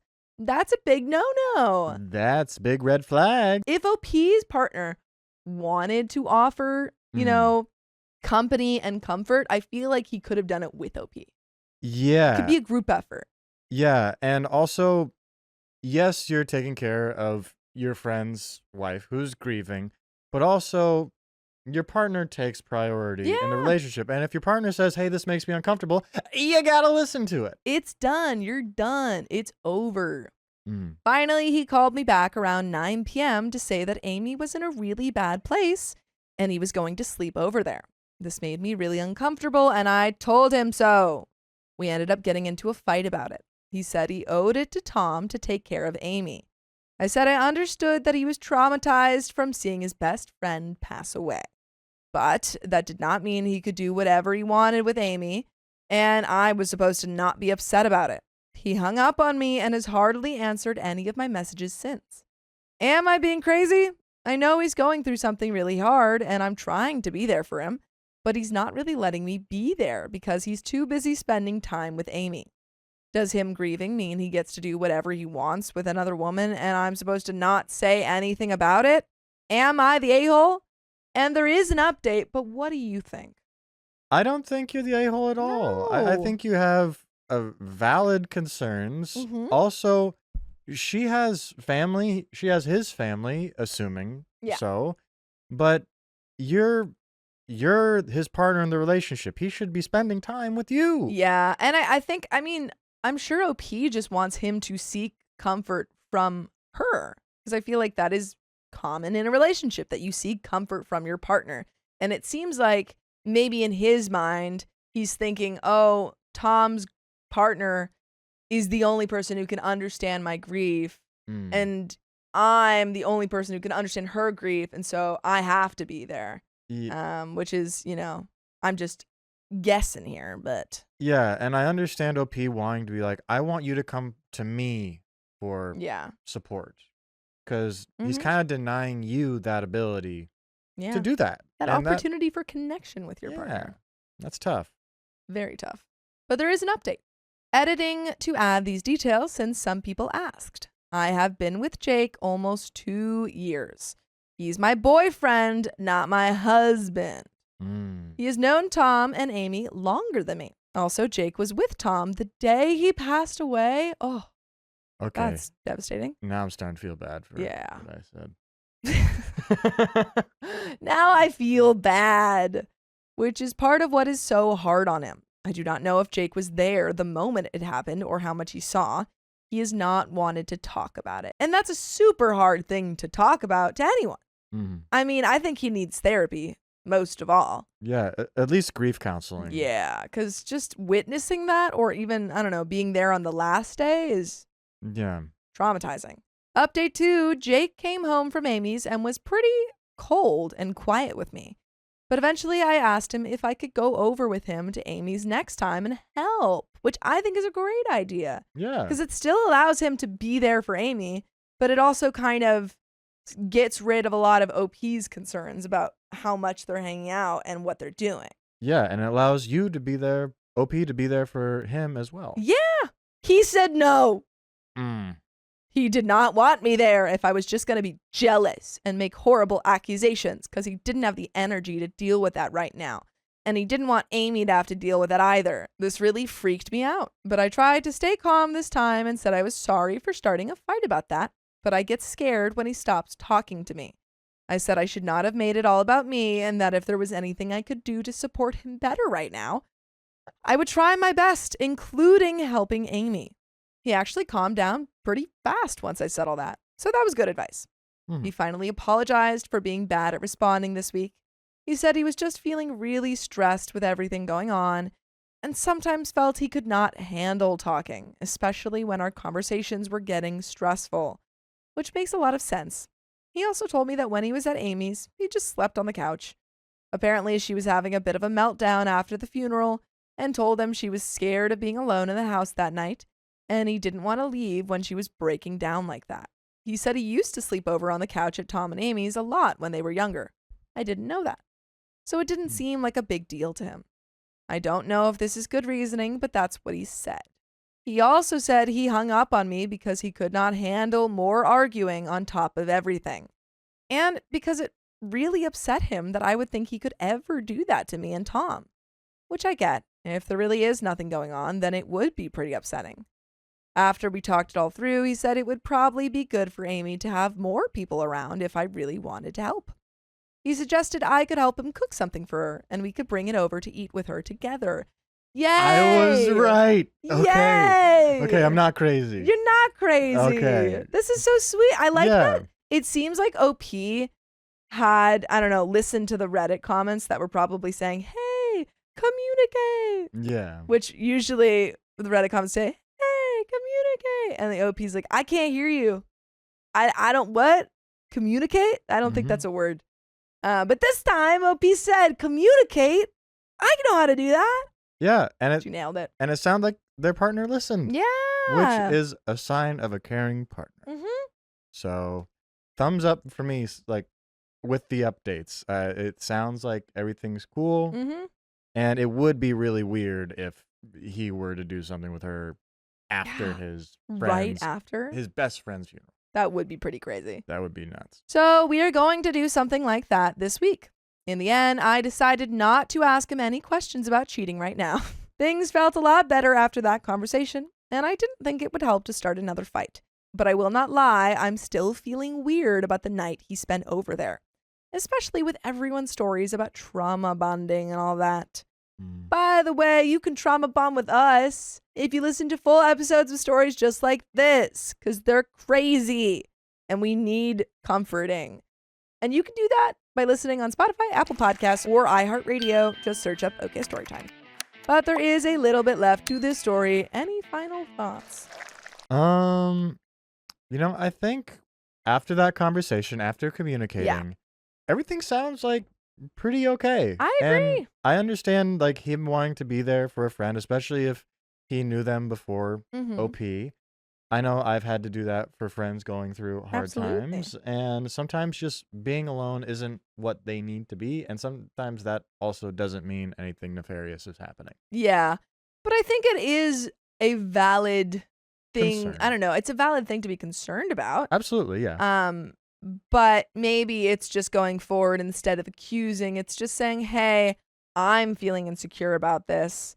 This I just feel, I don't know, anxious. And could I help? Could I join you guys just so I don't even have to worry about anything and I can help you when in this time of Mhm. need, I guess. Yeah, taking the language away Yeah. from accusatory Like you to did this to I feel directly this. stating like, this is what I'm feeling. Yeah.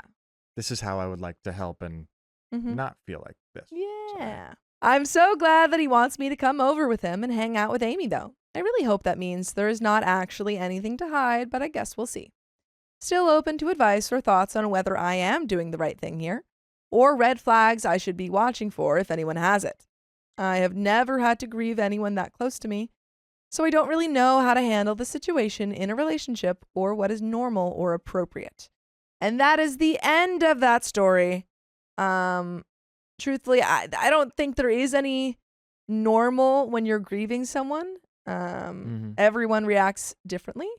And I think that just offering your boyfriend an open space to share his feelings and not feel attacked, even if you are dealing with those anxieties, will lead to more connection. Yeah. My ex betrayed me with my best friend, so I cut them off for good.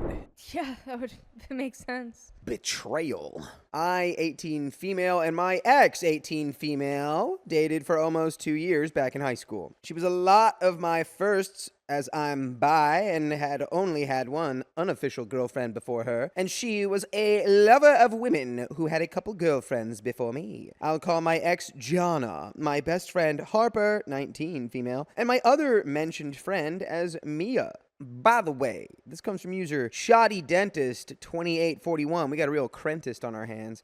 And if you want to submit your own stories, go to the r/OK Storytime subreddit. I'm Dakota. I'm Carly. I'm Keon. What's up, lol kids? And we're here to give you good advice goofily, but we don't have all the answers. We only know what we would do. So if you would do something different, let us know in the comments and be nice and cute and stuff. And OP says, Jana and I were friends, but I was in the closet and had turned her down when she asked me out in freshman year. So we drifted until she began dating one of my oldest friends, Mia. Gianna and I rekindled our friendship, but obviously didn't go further than that. Loyalty to my friend was the priority. At some point, the two of them broke up, leading to Gianna and I becoming closer than usual. Mia had moved on to a different relationship already, and she and I spoke clearly about my own blossoming relationship with Gianna, in which Mia told me she didn't mind us dating, and that she was even rooting for me. No drama there, just clear communication. For context, Harper was my first lady crush, and we had been unofficially on and off throughout middle school. The summer just before high school, both of us were getting into trouble with our families, finding out about our spicy proclivities, so we both went right back into the closet. I actually regressed so far back that I genuinely thought I was straight for my first year of high school, despite my very obvious previous feelings for Harper. When I finally left the closet again during the pandemic, Gianna and I became friends again, and Harper and I were best friends. Harper had different after-school activities than I did, so we got used to not seeing each other much, especially during online school,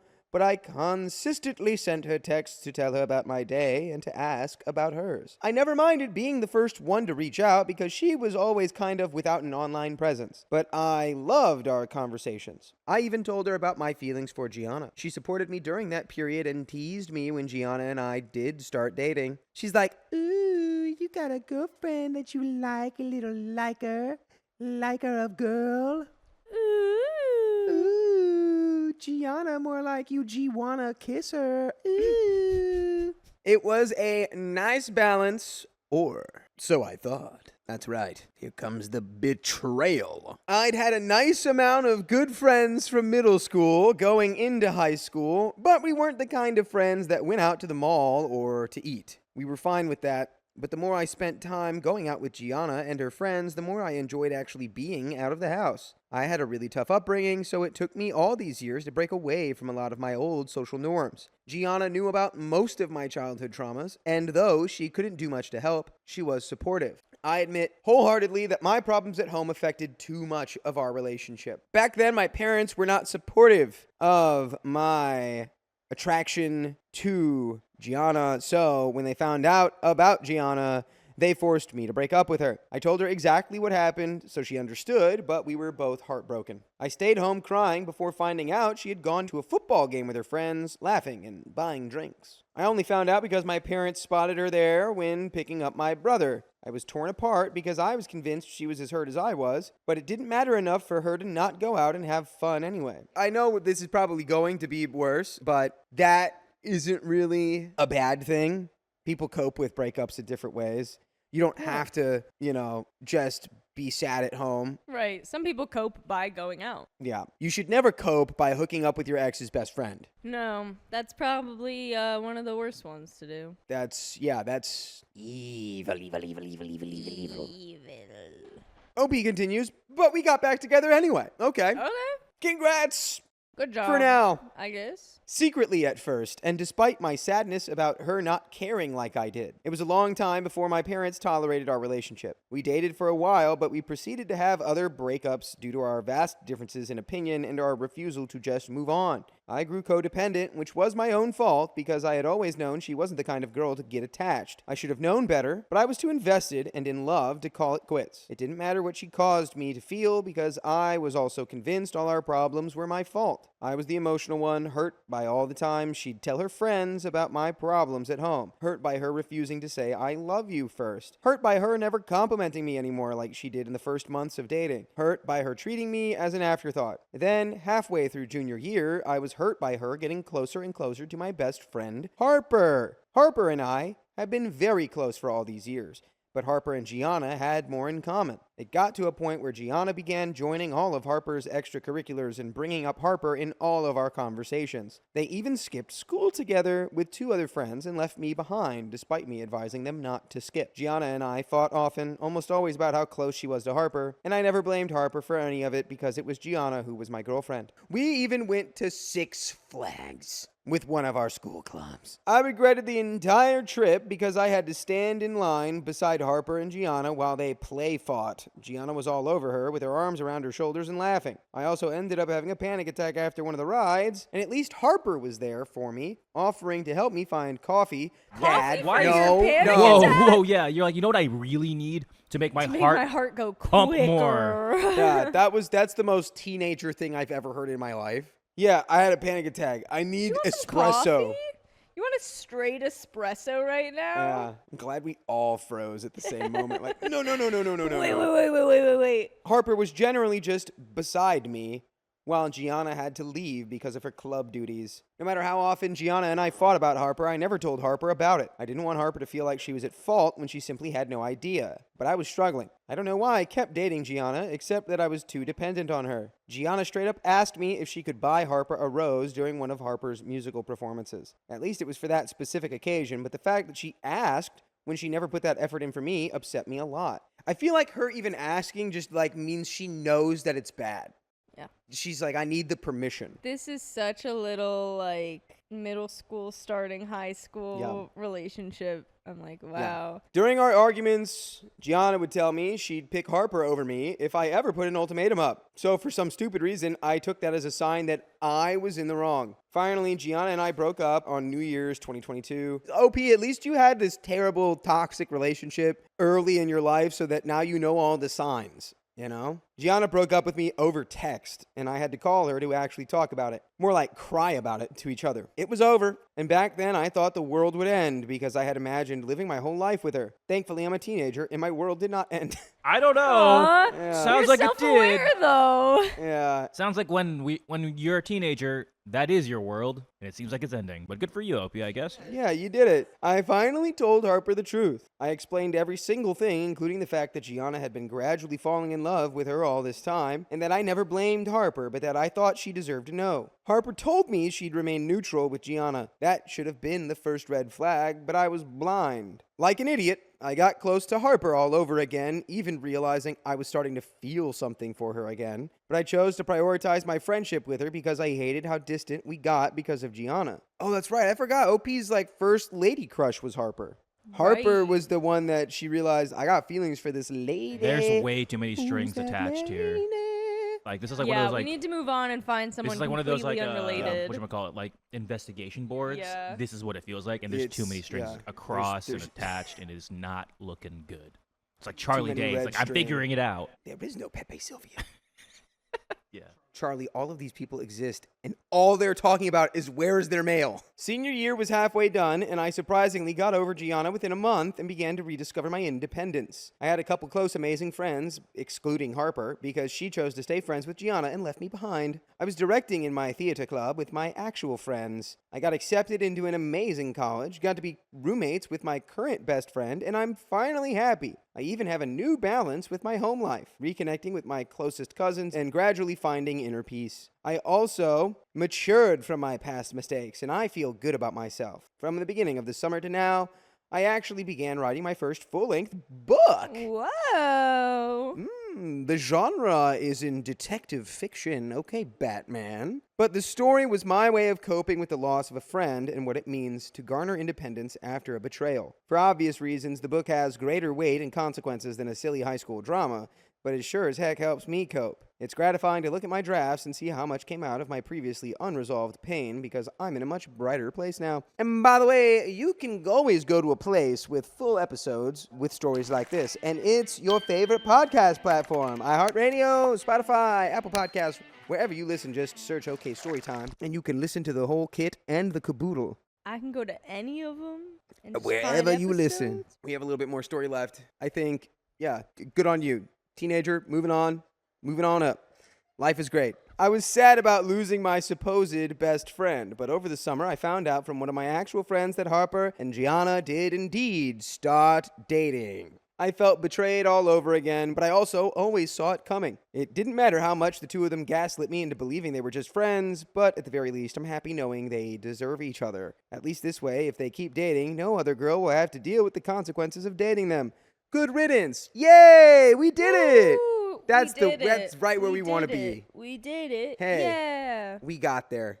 I'm happy for you, OP. That's the end of that story. I was my family's black sheep for 30 years until my stepsister finally slipped. Baba Black Sheep, have you any wool? I'm a 40-year-old man in a relationship for over 20 years with two wonderful daughters under 10 years old. I've managed to build a relatively calm life as a lawyer, but it didn't come easy.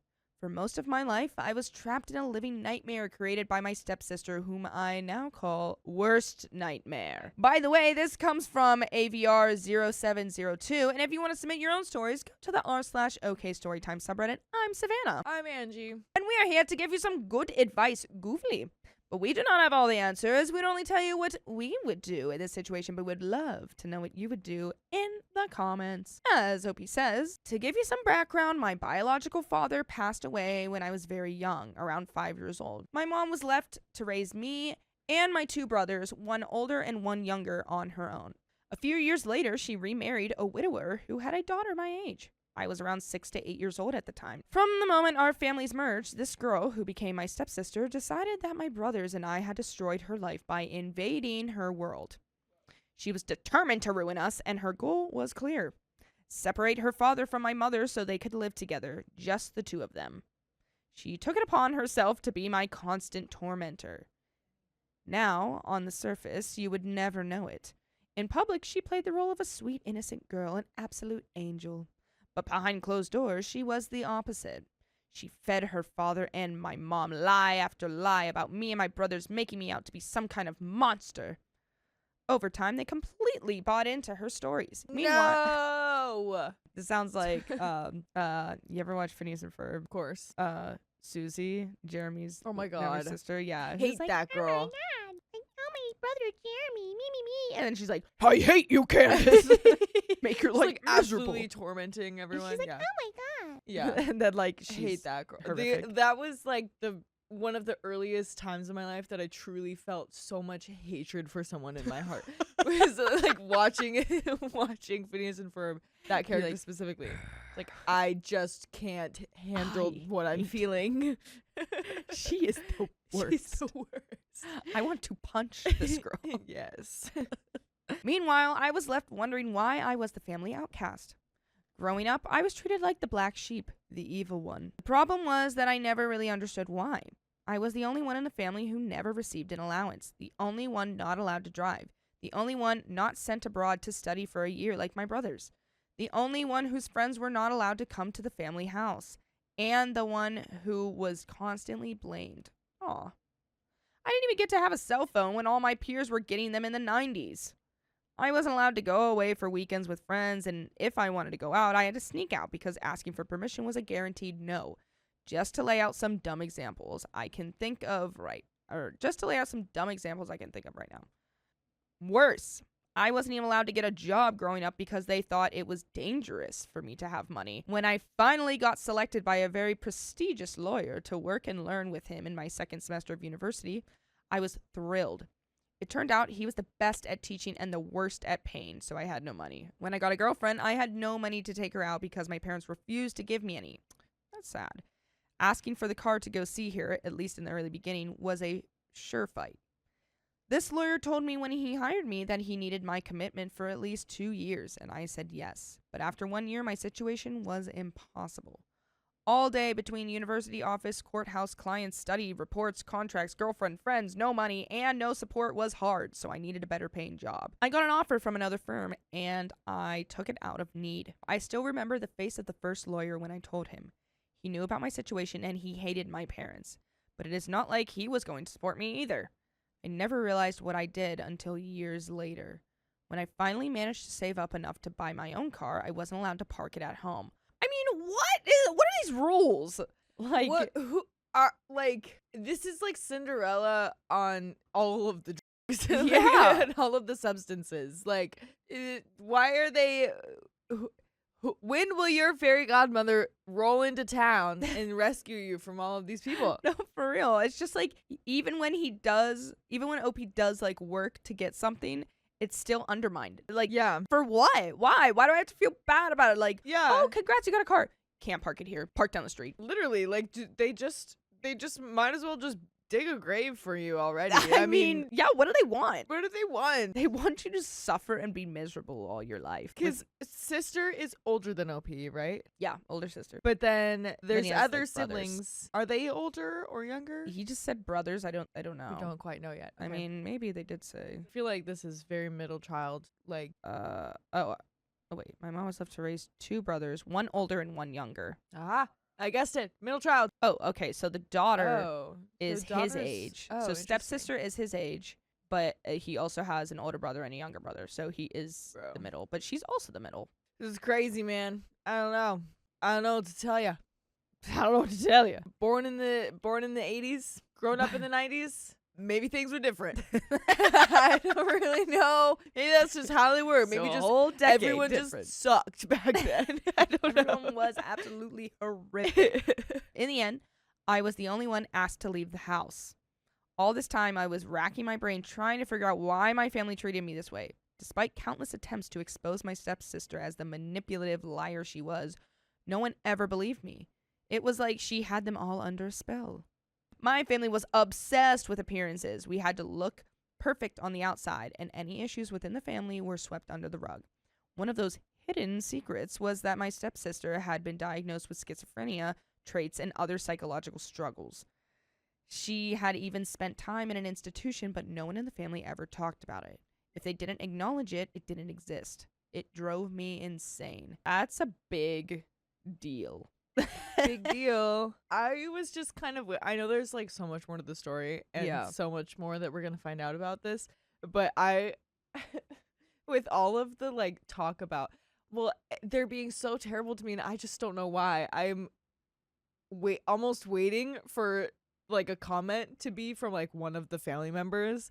And being like, yeah, you pushed our grandma off a bridge. Like, that's like, you know what I mean? Like, I'm just waiting for it to be like, Opie actually is absolutely the villain here. Like they had like a psychotic episode and just don't remember. Yeah. Completely blacked out for like a year. Right. And if they don't talk about things like schizophrenia and being in a mental institution, Yeah. Who knows? Who maybe knows? my theory is correct. Fast forward to 30 years and I've distanced myself from my family for my own peace. I'm living a peaceful life with my wife and daughters. Meanwhile, my worst nightmare is still single at 40, living with and fully supporting a broke 60-year-old divorced man with a 6-year-old daughter. This guy has no money, yet she's chosen to take care of him. It's baffling, but also so on brand for her. About 2 years ago, my mom and stepfather asked me for legal advice about their will and estate planning. They wanted to make sure everything was in order for when they passed away. Oh. The relationship between us had become cordial at best, but I agreed to help. Then, as always, my worst nightmare found out. She completely lost her mind, accusing my mom of trying to rob her of her inheritance. She claimed that because she was the only real daughter, she should be the sole heir. To her, my brothers and I were nothing but thieves trying to take what was rightfully hers. She swore she would destroy us all. My mom, my brothers, and me. Then things got darker. Lightning strikes. Everyone died by a horrible chainsaw massacre. Things got darker. It became nighttime. The lights went out. She started spreading vicious rumors within the extended family. She accused my older brother of mistreating her when we were younger, around 20 years ago. She claimed that I had done something to 2 of our cousins. She even hinted that my own daughters were in danger around me. Naturally, this caused a huge stir, and my step-uncle, the father of one of the cousins I supposedly wronged, was ready to confront me. I'm pretty sure the only thing that stopped him was the fact that we live in different countries. At this point, I knew things were about to spiral out of control. Some of my darkest secrets were at risk of being exposed, so I decided to get ahead of it. I took my wife and drove to my parents' house. I sat them down and told them everything, every embarrassing detail. I told them about my attraction to gender-diverse women, my secret kisses with one of the cousins I supposedly took advantage of. We were not even family.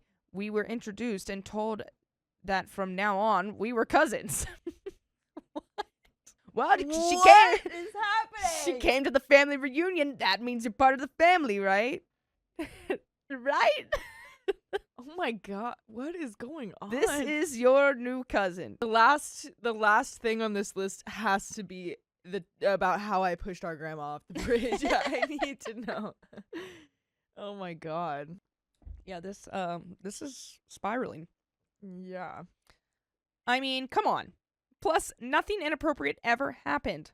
I told them about my occasional smoking habits, knowing full well how deeply religious my parents are. We're talking Opus Dei. So even the mention of substances was bombshell. So I put out my whole past in front of my parents and wife, every embarrassing detail, in order for my stepsister to have No more leverage. This was tough, I'm not going to lie. I ended up in the hospital a couple days later, almost passing away from pancreatitis due to the toll this took on my body. Oh my God. I mean, crazy. My body reacts to stress, but not in that way. Holy crap, man. It doesn't give me pancreatitis, usually just like some hives or something. But like pancreatitis. Dang. For telling all my secrets to my family. I laid everything on the table, and to my surprise, they believed me. My worst nightmare had tormented them for so long that they finally started to see the truth. They realized that maybe I wasn't the problem after all. It only took them 30 years, right? I mean, seriously, though. Maybe it was the stepsister that threw grandma off the bridge. I don't know. She Now has that you mention it. She is supporting a 60-year-old with a 6-year-old who doesn't have a job. Also was in an institution once. I don't know. They asked me what they should do. At this point in my life, I have dealt with more than my fair share of toxic people. My dad began before passing away when I was 3 to 4 years old. So I told them that if they really want the truth to come out, they must not engage with her. Let her feel and think that her attacks are not working. We agreed that I would tell all my brothers and half-brothers about the situation and tell them they have to do the same, not engage with her. Let her self-destruct. The more we ignored her, the more desperate she would become, and eventually she would make a mistake without any of us doing anything directly to her, so she could not play the victim's role. Important here to note that, as you can imagine, nobody outside the immediate family would ever believe us, since she had always maintained this impeccable image and never, ever, ever made a mistake. But this time, I just knew she would. So we put it in motion. We didn't talk to anyone, not even my stepfather's brother. We denied nothing. We engaged in nothing. My stepsister was constantly saying that she would go public and so on, but never did, as it is obvious, because toxic people never do. Doing so would cause them to lose that power over you. For 2 years, we didn't engage. We stayed silent. She was left ranting on her own and raving to herself. No one responded. No one gave her any attention. I knew it was breaking her inside. Then 2 weeks ago, one of my stepbrothers got married, and we all attended the wedding. We hadn't seen each other in a while, and my stepsister assumed my wife and my brother's wife were still in the dark about everything. She thought my brothers were clueless too. She couldn't have been more wrong. At the wedding, no one greeted her. No one acknowledged her broke sugar daddy either. How are you going to have a sugar daddy if he's got no sugar? Wow, she's still with him? That's impressive. Yeah. Tons of pictures were taken, but in most of them, she and her boyfriend were conveniently cut out. The next day, she finally snapped and made her first mistake ever. She texted my wife, ranting about how I was a terrible person, a danger to our daughters, saying we would never speak again. She told her about the horrible human being I am, what a limited and traitorous man I am. I offered to tell her the truth about me when she felt strong and ready. She thought she was dropping a nuke into my marriage. My wife, of course, already knew everything. She finally showed all her true colors there, out of desperation, putting out a part of herself that she had never revealed in public before. So, obviously, after spending time on Reddit, I knew what to do next. I screenshotted that text and sent it to our extended family group chat, the one with all the cousins, uncles, and everyone else. I finally exposed her after 30 plus years, publicly confronting her and asking her to tell everyone the truth she kept threatening to reveal. She then made her second mistake. She replied in the group chat, totally gaslighting me. She downplayed everything, claiming I was making a big scene and that I was always overreacting. She said how I was making such a huge scandal as usual, how I had always been like this, how my reaction was completely unjustified, and that I should stop doing shows and performances and grow up. You can imagine the rest. No, I can't, actually. Spell it out. Then she made her third mistake. She texted my wife again, asking her to delete my wild messages and saying that she only wanted to clear everything up without drama and that there was absolutely no justification for how I acted. I, of course, screenshotted that text too and sent it to the group chat. Nice. You silly goose. She doesn't know that screenshots exist. She just keeps giving more evidence. Yeah. And then it goes to the group. She's like, what? Stop Photoshop. it. This is AI. This is sad. You use ChatGPT on me. Right. How dare you? I told her we would never have a private conversation again and invited her to share her truth with the whole family. I think that's when she fully grasped the concept that she was in the extended family group chat and not the immediately family chat. The immediate family chat she was used to manipulating. She realized she had just exposed herself in front of the whole family. It's been 2 weeks and the group chat is completely silent. My mom called me afterwards. She said, I think I'm realizing I may have been wrong about you for almost your entire life. But you forgive me, right? That's, I mean, like, to be manipulated by a child. You're the adult. I feel like you should have some sort of brain. Yeah. To be like, no, this is just kids being kids. Right. You know, like blaming each other or whatever, Right. making this person the victim and blah, blah, blah. But like, Girl. how do you not know? And then like to do all of that to OP for 30 plus years and then be like, you know what? Now I see where you're coming from. And it's like, Right. oh, cool. Well, you're 30 years too late. Yeah, dude. Yeah. Yeah. Like, I don't know. Why do parents not have brains? It's weird. Come on, guys. Get a brain. Go ask the wizard. I don't even know how to respond to that. By the way, you can respond to us by listening to full episodes with stories just like this. Go to Spotify, iHeartRadio, Apple Podcast, or your favorite podcast app and just search up OK Storytime. Okay. Storytime. Do it. There is a little bit left. Any last thoughts? You have anything to say about this? I do. I'm getting there. Give her a second. She's cooking. There are some things. Let her cook. Okay, editors, you have to cut this out. But what I really want to say is to the 15-year-old who wrote and made up this story, maybe think of something more creative. I don't know. I think this is a fake story. And I cannot, every sentence just confirms it to me. Really? I just can't do it's just too dramatic and too, everything is on me and nothing. Like, it's too much. Guys, if you make things a little bit less crazy, it's actually more realistic and more crazy because it's more realistic in certain contexts. But editors, take that out. No 15-year-old can know that. We want their drama. We need their drama. We make money off of it. Yeah, no, I think that's crazy. I can imagine if OP has been cutting out everyone for their whole life, like, it wouldn't be very hard to just keep doing that, which is probably what is needed, I guess. If they're just gonna be like, oh yeah, my bad. You know what I mean? It's like they don't really deserve to be like completely involved in your life after 30 years. I mean, yeah, what do you have to offer? Yeah. Like, you know, you made me feel unwanted for 30 plus years of my life. Like, treated me very different from everyone else and made me feel not worthy of your love. Yeah. So, like, I don't know how to come back from that. Yeah, dude. Just, like, I don't know, give me everything in your will, and then we'll go our separate Just ways. give me the house and we're good. We're good. Yep. After 30 years of being the scapegoat, the black sheep, I finally exposed the person who tormented me. It almost cost me everything, but it was worth it. And for the first time in my life, I feel safe. I never realized I didn't know how safe felt. I don't know how to move forward, especially with my family. They are beginning to see me differently for the first time in my life, and I'm not even sure I want a deep relationship at this point. And you don't need to have one. Yeah, absolutely. That is your choice, OP. If you don't feel ready, or if you feel like, you know, you've just been, you know, you've come this far without them. Yeah.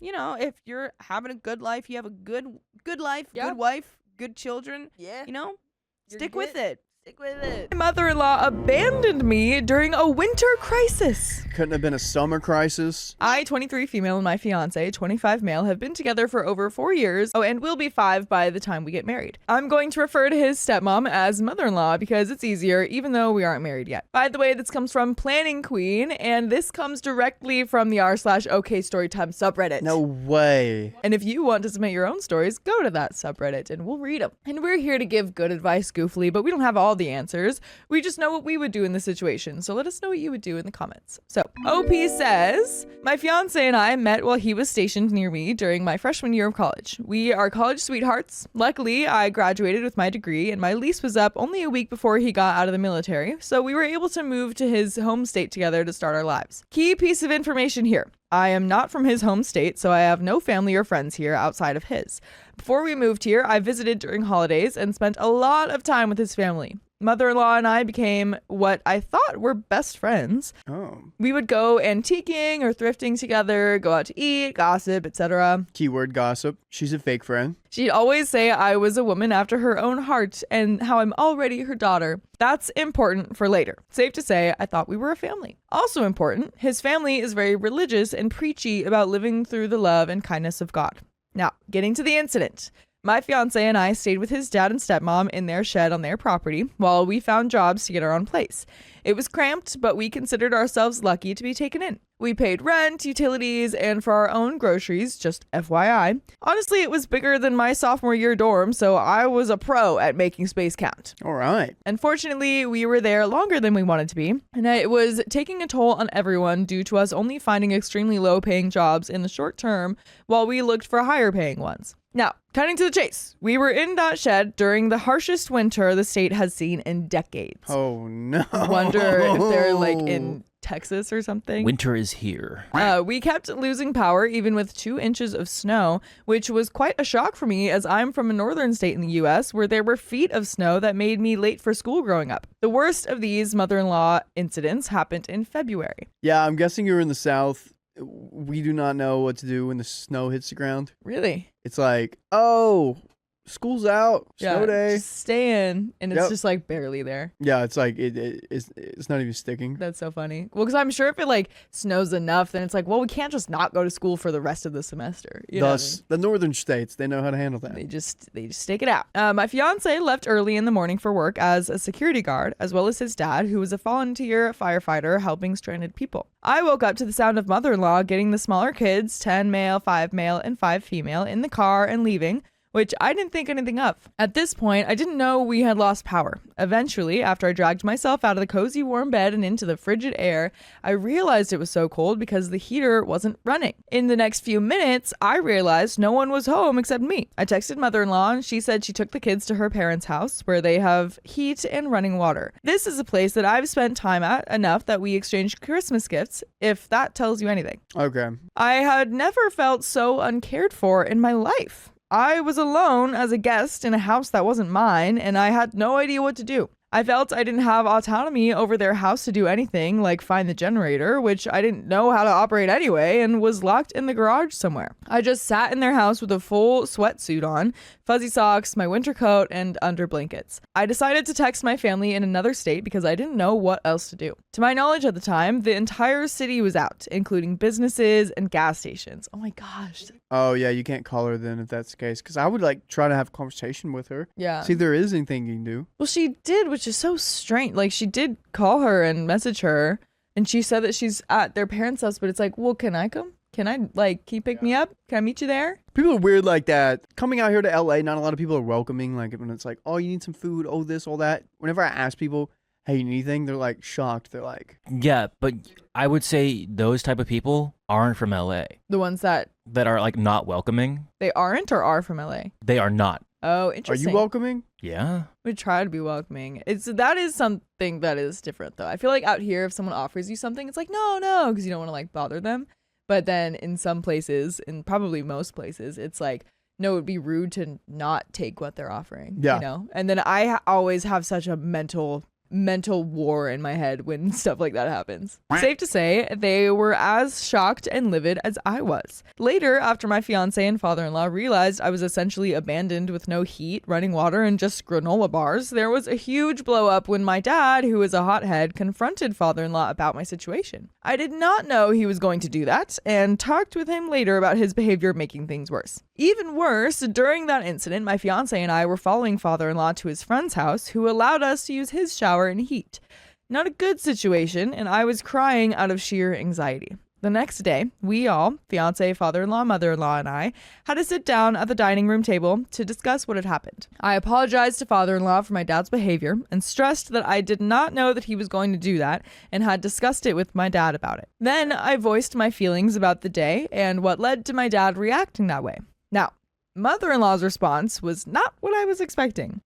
She said, "You're an adult and I have no obligation to you." Fair. But ain't this your house? Yeah, it's like, it's no obligation, sure, but that's not really what I'm talking about. I'm talking about that it was rude as frick. Yeah. Like, you took My feelings are hurt. Like, it wasn't that, like, when I first read it, I honestly thought that she took them to school, like all the other kids to school. But the fact that she just took them out of the house because it was too cold there, and then you left someone there, like, even though she's an adult, like, a game plan, strategizing, something. Yeah, you gotta look out for your guest and your family. I was flabbergasted. Yes, I am an adult, and she has no obligation to me. Duh.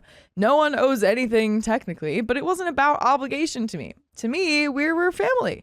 We care about each other. You don't abandon people you love to freeze with no way to help themselves. My family would never do that to my sister's boyfriend or even a stranger. I would never do that to even my worst enemy. This was a citywide and honestly statewide crisis. My grandma, who is as strongly Christian as them, criticized them in our group chat for preaching so much about caring for your neighbors and then doing this to someone they called family. She never apologized and doesn't feel guilty. She had done other things before, like leaving me out of plans I invited her to originally. I just have never been able to look at her the same. My heart is still broken about losing the relationship I thought we had. This winter is coming up again, which is maybe why these feelings are resurfacing so strongly.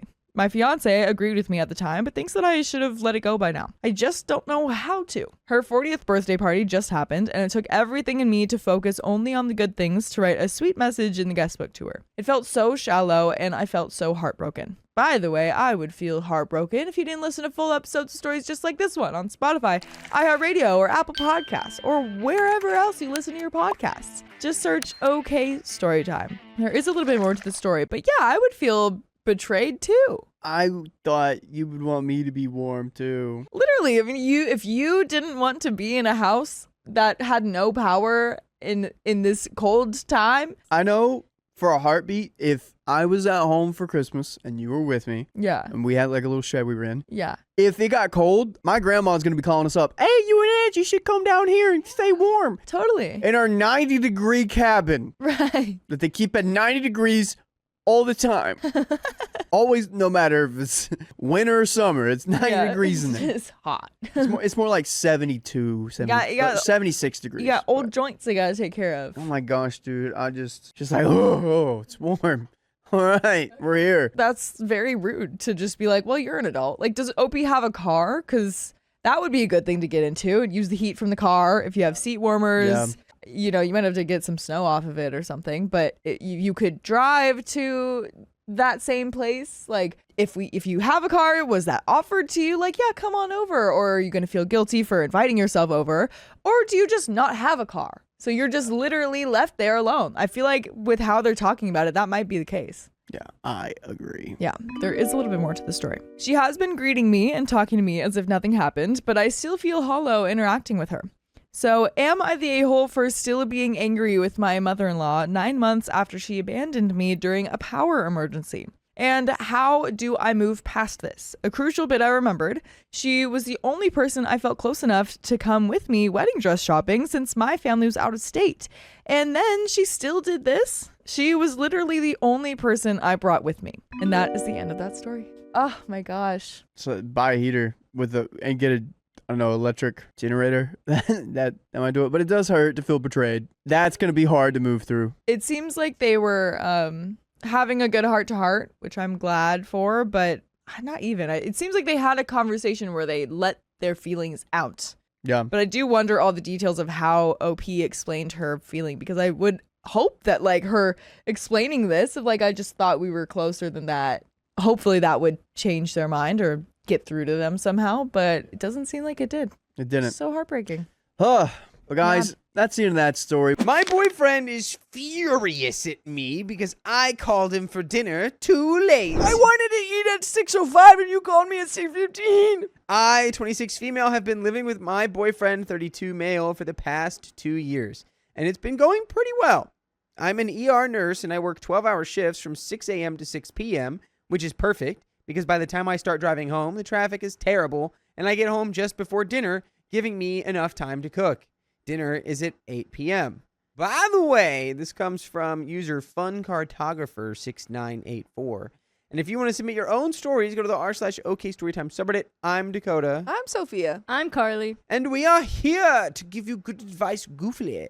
But we don't have all the answers. We only know what we do, so if you do something else, let us know in the comments. And OP says, for the past 8 months, I've noticed a pattern. My boyfriend comes out of his room 30 minutes to an hour after I call him for dinner. So I started calling him about 30 minutes before I finished to prevent the food from getting cold, and this has been working perfectly. 3 days ago, I did my usual routine, calling him 30 minutes before dinner started, and this time he came immediately. Of course, dinner wasn't done, and he got mad at me. He timed me, saying, if you're going to call me for dinner, then call me when it's finished and stop wasting my time, which was unusual because he is normally so calm and gentle with me. I assumed it was because he was having a bad day. The next day, I did what he asked. I called him when dinner wasn't ready, but he didn't come out, so I thought maybe he was in the bathroom, so I texted him to come out for dinner. It said he read it, so I just started eating. 15 minutes passed, and I texted him again. Hey, boyfriend, no rush, but it's been 15 minutes. Are you done yet? And again, it was left on read. 30 minutes pass. I texted, I just finished. I'm going to start putting away the food in about 10 minutes just to let you know. And again, he read it. After an hour, I gave up, left his dish on the table, put away the food, then went to my room. I lost track of time after that, maybe 20 minutes later. He came out. I heard a loud groan. Then he opened my door and asked me why I wasn't sitting at the table and where the food was. It was almost 10 and I was getting ready to go to sleep. I'm sorry, he expected you to sit at the table for 2 hours? Like a dog waiting for their owner to come home in the window? If I made dinner for someone and then they didn't come out for 2 hours and then had the audacity to be like, where's the food? Why aren't you still at the table? I would never make dinner for that person ever again. Yeah, I don't. It's blatantly disrespectful. So disrespectful. I asked him about the texts, and he told me that yes, he had read them, but thought that it wasn't done yet since I never finished with cooking at the right time. The only time he had come too late or too early was the day before. All the other times I was there with dinner ready for him. I told him this, and he just rolled his eyes at me and said, oh yeah. Well, maybe next time you should. And then he started to mumble. I cannot with this guy. Reading this part, I'm laughing at how dumb it sounds now, but in that moment, that was the most annoying man-child stupid thing anyone could ever do. If he wanted to attack me or make some clever remark, at least be better. He literally is so weak if he could just finish one sentence about how bad I am. If you're going to try to gaslight, at least do it well. If you're going to blame me for your actions, at least make me think it's true. At least a little. Gaslight me better. I'm at my uncle's place trying to figure stuff out, but he has never been like this to me before. He's always been so kind, responsible, and smart with decision making. But now I don't know what to think of him. Was this him showing his real self? Why is he acting like this towards me? Was he faking our whole relationship?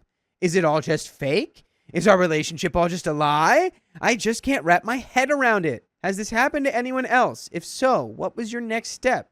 Did the relationship last? Thank you for reading my whole ramble. And there are comments. And first, I gotta say, you say like, oh, he's never done this. He makes you wait for dinner for 30 minutes every time. The whole time when you were texting him and he was late to dinner, and he wouldn't come down when you're like, dinner's ready, when you were making him dinner, he's probably just playing video games. Yeah, that's not, he's always been like that. And I also need to know what his job is and what else he's doing around the house. Because the fact that you're, again, working a 12-hour shift and making dinner, crazy. Comment 1, your teenage son sounds like most teenage boys, honestly. Oh, wait, this is a grown man? Girl, what are you doing? Firstly, why is he holed up in his room constantly? Why do you have to text him like a child to come eat? Why do you have to cook dinner every single night? Yes. You're an ER Yes. You are an ER nurse working 12-hour shifts.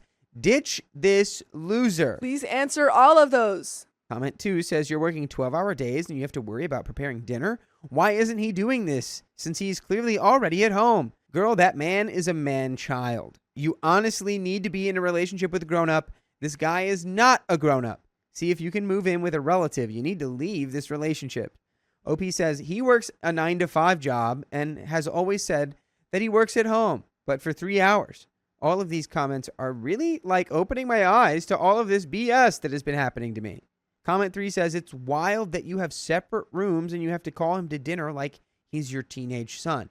What is happening here? This is not a relationship. You're his mom and he's a child having tantrums. I can't even put into words how ridiculous this is. I guess if this is the miserable life you want, then by all means, go home. And there's an update. It doesn't look good. Oh, no. Let's get into it. My boyfriend, 32, is getting kind of aggressive with me with his texting. Should I, 26, reply? So it's been over 30 minutes, and I really think I should reply by now. This is an update post, so if you need the full context, please read my first post. I lied about the friend's house because he knows my uncle's address. I mentioned this in my first post because he is nothing like this. For the past few days, he's been acting strangely, and it feels like I'm talking to a random person and not my boyfriend. This is also confusing. I guess now some of the people on my original post will be happy to see there's an update. I think I might come home tomorrow, but I don't know if I can mentally. Thank you for reading this. Should I reply? Those were comments, right? Or is that the update? It's a lot of like, there's timestamps and stuff, and they're fully being like, oh, you took a whole minute to text back. It shouldn't take you that long. And within the same minute, hello, are you ignoring me? Hello, why are you not answering me anymore? Just like a lot of like, I can't continue with this if you're going to ignore me within like a 5-minute time span. That's Yeah. from him? Yeah. Anybody doing that? And then her being like, Big sorry. old red flag. No Her one? being sorry, and then him going, if you apologize one more time, I'm going to end this conversation. What am I supposed to eat then? What? Your food that you make for yourself, you little toddler. You can't make your own. What am I supposed to eat then? Whatever you make. I don't know. Have a sandwich. Have some cereal. I don't care. Wait, sorry, I read more. I cannot cook. I thought you would remember that you're my girlfriend. Could you at least send me cash for DoorDash? What a pathetic loser your Yeah, ex-boyfriend is. Your girlfriend, not your mommy. Comment number 1 says, oh, you 100% should reply. Yeah, I think it'd be a great idea if we broke up. Cool. Comment 2 says he's 32 and he can't cook. What in the living F? And there's another update. We broke up. Yes. Yay! Huzzah! OP says, I could go on forever about what I took and broke, but to keep it simple, I took the entire kitchen, my room, and half of his room. I still can't decide if I'm brave, expressive, and confident, or still the pushover coward I was for 2 years. I went from calling him a wiener and venting about how terrible he was to feeling sad and pathetic. I still don't understand why I feel like I owe him and why I keep blaming myself. Guilt is a nasty little bugger. I hate that I know this, yet I don't understand it. I see that I'm a wimp, but I can't feel it. I can't fully grasp that my feelings are valid. My family has been telling me not to blame myself, but it's not that easy. I don't know if going on Reddit was a dumb choice. Reading the comments didn't make me feel better. It just made me feel like an idiot. However, talking to the people who DM'd me made me feel so heard. I want to apologize to everyone who was hurt because I didn't comment. Stop it. Stop it. This is You the don't thing. owe anyone a No. reply to their internet comments. When I went on Reddit a few hours after posting, there were hundreds of comments, and I just didn't have the energy to reply to all of them and said I'd read them when I woke up. When I did, I saw thousands of comments, and I knew I couldn't reply to all of them. I don't want anyone to feel unheard or left out because of the many great comments. I also want to say that one text thread where they were drafting a breakup text for me, that was funny and it made me smile. Almost half of the comments are just saying, girl, can you hear yourself? And I read every single one. Yet it feels like I'm reading a different language. I don't understand why he's considered a bad person. I've read every comment and they've all registered in my mind that he's a bad person, but I still can't believe it. I can complain about him and say he's a wiener, but I can't truly believe it. He is a winner. I just can't figure it out, but you did because you left. Yeah. And you left. took your Broke stuff, up. you left. You figured it out. I never met him, but your boyfriend sounds like a piece of work. And by the way, you can do some work by listening to all of our episodes. They are plentiful on your favorite podcast platform, iHeartRadio, Spotify, Apple Podcasts, wherever you listen, just search OK Storytime, and you've got the entire archive to peruse. I could go on about how I don't understand this, but it's so foreign to me. I'm so frustrated that I don't see the world the way the commenters do. Why can't I see what they see? I read the messages and replies. I see their point, but I just can't understand it. I've been staying at my uncle's place. I hate therapy, but I guess I need it. Now I'll be restocking on wine and replaying Hamilton. Thank you for all the support and criticism. And Nick, I am so very extremely sorry. Stop it. It's Nick. Stop Is it. that the boyfriend? Is that the Is that your boyfriend? Stop Are you it. apologizing to your This boyfriend? guy's got you so messed up. That's why you can't understand this, Damn. is because he has tricked you. He has brainwashed you to feel like you are Bad. the only one responsible for any element of the relationship. Yeah, I mean, the fact that you were freaking making him dinner every night when you had a 12-hour shift is crazy. It That also is doesn't even crazy. seem like he was washing dishes or anything. I was excluded from my sister's wedding to watch the dogs. Well, someone's got to do it. Someone's going to let them out. Who? I, 34 female, and my sister, 36 female, have always had a difficult relationship. We were born 21 months apart. That's like double Irish twins, and fought so badly as kids. Typically sibling stuff mostly. I always looked up to my sister and kind of wanted to be just like her. By the way, this comes from a throwaway account on the r/OK Storytime subreddit. And if you want to submit your own stories, go to that subreddit. I'm Sam, I'm Sophia. I'm Keon. and we're here to give good advice goofily, but we do not have all the answers. Don't you dare think we do. We don't. We only know what we would do. So if you want to let us know what you would do, put your answers in the comments so we can read them. do. Judge us. As OP says, I would be the typical annoying little sister I've never been that. who wanted to hang out with her and her friends whenever she had friends over.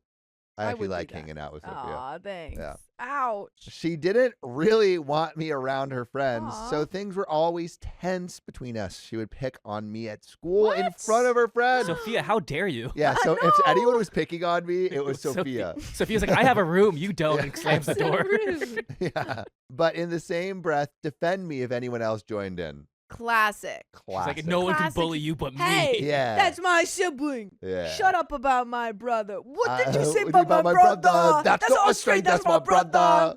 I can say what I want to my sister, but you can't say that, is basically what she would tell them.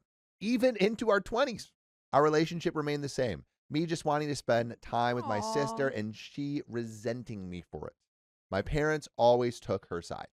Yes, she is the golden child and can do no wrong in my parents' eyes. Both my sister and I have been married and divorced. We both, unfortunately, chose bad men to attach ourselves to and then had to escape. My sister got married not long after graduating high school. When she told me she was getting married, she asked me to be involved in the wedding. Oh, Involved in what nice. way? I want you to Yeah. be involved by walking out the door and never coming back. I want you to be involved in the cleanup. I want you to be involved in the wedding actually so much. I you want you to be married to, I want you to marry this guy. 'Cause he's such a bad guy. and You Mom. be the beta test. They weren't having any bridesmaids or groomsmen. So she asked if I would help my parents decorate and take pictures. I gladly accepted and would do anything for her. No matter our difficult relationship, I've always and will always love my sister fiercely and would do anything for her. Her marriage ended and she met her now husband shortly thereafter. How shortly? Yeah. He is absolutely perfect for her. Any overlap? Yeah, that's the real question. Mhm. Any overlap? How involved was he in the last wedding? Ooh, I think it was right smack dab in the middle. Mm-hmm. But that's just me projecting Mm-hmm. my own Projecting. thoughts Oh, thoughts. into this situation. Not myself. I'm not the meat in the middle. Actually, I have been the meat in the middle once. What? Not intentionally. Okay. I was unintentional meat in the middle. Oh, man. I could not ask for a better man to be with my sister. I love my brother-in-law dearly and love how great he treats her. At this point, our relationship was still pretty strained. I got hurt over and over again by her and my parents. She would come visit my parents while I still lived there, and it really hurts to see how differently they treated us. Several times, I would be in my room giving my sister and brother-in-law time with my parents, only to come out to find them getting ready to leave to go do something with my parents without Aw. even telling me or offering me to go. That's so sad. unincluded. That'd be like if I went to Stranger Things finale without you and didn't even tell you. That would be terrible. That would be terrible. That would be terrible, which apparently it's in theaters. We're going to go see it. Yeah, we are. If I asked where they were going and if I could go, everyone would be really mad at me and begrudgingly let me go with them. Jeez, they do It really not hurt like to see you. how unwanted I was during those times. They don't like you. This is I crazy. know, this is sad. When I left my ex-husband in 2020, I was really surprised that my sister was truly there for me. She understood what I was going through, having been through it herself, and genuinely just wanted to help. Ever since, our relationship has been great. We video chat almost every day and finally have that sister bond that I've been wanting all my life. On to the issue. Oh boy. Oh man. That wasn't the issue. This This is the is issue. the issue. My sister and my brother-in-law's wedding. That's the issue. I was still living with my parents at this time. My sister and brother-in-law had already gotten engaged, but didn't seem keen on the idea of getting married again. My brother-in-law has How'd they get also been engaged? married and divorced before, so it was a mutual decision between them. We were planning a family vacation to the beach that was supposed to include me, my parents, my sister, and brother-in-law. Nothing was reserved or paid for yet, but locations were picked and dates set. One night, my mom and sister were talking about the vacation, and my mom asked if she could throw a small wedding while at the beach for my sister and brother-in-law. They talked for a bit, and my sister and brother-in-law agreed. Wedding planning started right then. I had no clue this was going on. Dang. They really don't like you. That's so They sad. really don't like you. I had no clue this was going on. I got a message from my sister the next day telling me about the wedding. I was so excited for her.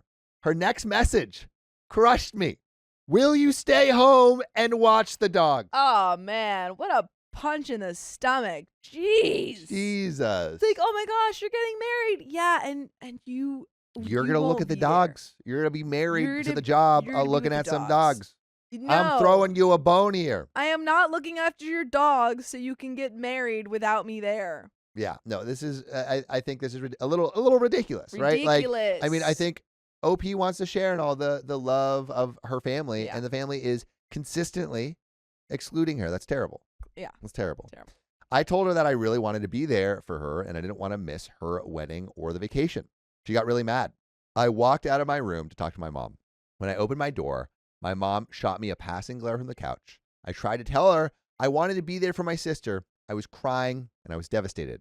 My parents were livid with me. They called me selfish and unreasonable, asking how could I expect them to take all 3 dogs with us. That's not even what OP's saying. OP's just saying, like, can we find someone else to watch these There are dogs? dog sitters. In fact, not only are there dog sitters, There's a website. there's a website where you can list your home Yeah. for people to stay at your house for free and for them to mind your dogs for free. Yeah. It's called Dog Swap or something. So you wouldn't even have had to pay. Yeah. Like there's plenty of options here.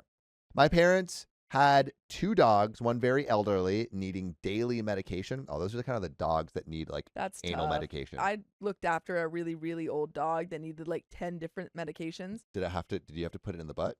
No, No, okay. No, I feel like in and old out. dogs need like butt medication. not often. this dog. Not this dog. But it would pee everywhere. dude. It would pee. I would constantly be stepping in like puddles of pee that I Probably just didn't because see. you didn't administer the butt medication. It was to the point where like every morning at 5, because I had to take care of that dog and 2 giant labs, and it was to the point where like I had to sleep with all of the dogs because otherwise they would bark. So like that dog slept on the bed, and I was told that I had to sleep on the bed, and in the morning it would wake me up at 5 in the morning to go out to the bathroom, and so I would wake up and literally like put the dog off the bed to go and take him outside, and he would just pee in the corner. Well, so basically one is elderly needing daily medication. My sister had a dog that went into heat while we were gone with no supplies for her. Dang, that's tough. She probably knew it too. Yeah. So they wanted me to stay home with the 3 dogs alone for a week. Also, with my mental health, it's well known that I don't do well when I'm alone for long periods. I felt extremely pressured. With everyone so mad at me, I caved and stayed home. No. I cried that entire week. I never No. felt so unwanted in my own family. I just wanted to be there to help celebrate my sister and brother-in-law's love and marriage. I was absolutely crushed and no one cared. It's been, I think, 11 years since their wedding. Oh, wow. 11 years. My sister and I have not really spoken about this because I don't want to ruin the great relationship we have now, but this still weighs heavily on me. Anytime anyone brings up her wedding, I'm right back in those feelings of abandonment and depression. I don't know if I'll ever get past this. It just hurts so much. I love my sister so much, but it has never felt like the love is reciprocated. So What should I do? Should I have the tough conversation with my sister about how I feel about her wedding? Should I just try to let it go as it was 11 years ago and just enjoy the relationship I have now with my sister? What should I do? You should talk to And your there's an update. sister. Man, I don't know. If you bring something from 11 years ago. But she's still feeling it. Oh, 100%. But I She's feel like still- the sister's going to not care at all. Oh, she might not. I But don't I know think if they have a good relationship now. Yeah. Maybe I think give your sister a chance Yeah. to care. I think that like you are still feeling those emotions and still feeling that hurt. If you don't bring it up, you're gonna keep feeling it, and it's Yeah. gonna make your relationship that you have now worse in the long And you are run. like, let's say it's all good on her side. The relationship is damaged on your side if Yeah. you're feeling this every Yeah. time it's brought up. So like, give her the chance to try to Mhm. make it right. Yeah. If it is eating, I mean, we don't know how the response is going to be, but if this has been eating away at you for 11 11 years, years. 11 you got to years. get it off you got to I take it off agree. and get this off your chest, Yeah. your back, I whatever. You got to agree. get this off. Yeah, 'cause you that's gotta- bad. Put that old dog to rest. Let Yup. sleeping dogs lie. Well, no, wake Isn't this that dog up. Yeah, I was going to say, that's leaving the Wake dog that alone. dog up. Oh wait, yeah, that's the wrong. That's a Yeah, complete no, don't let that opposite. Well, sleeping dog sleep. Wake him up. I meant, He's gotta go. I meant more like put the dog to rest as in like, No. yeah, it doesn't work. Doesn't No. work. No. Wake your dogs up. Wake your dog up. Don't let one dog sleep in this town. No, But sir. we got an update. I talked to my sister this morning. I told her how everything involving her wedding went down. From my point of view, I was crying the whole time. The more I spoke, the angrier she got. Not with me, but with our mom.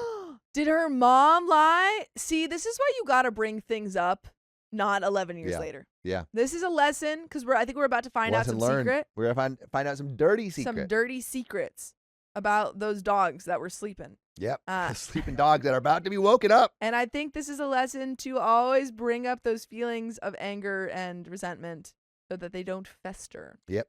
A festering anger is a worse anger. That's what they say.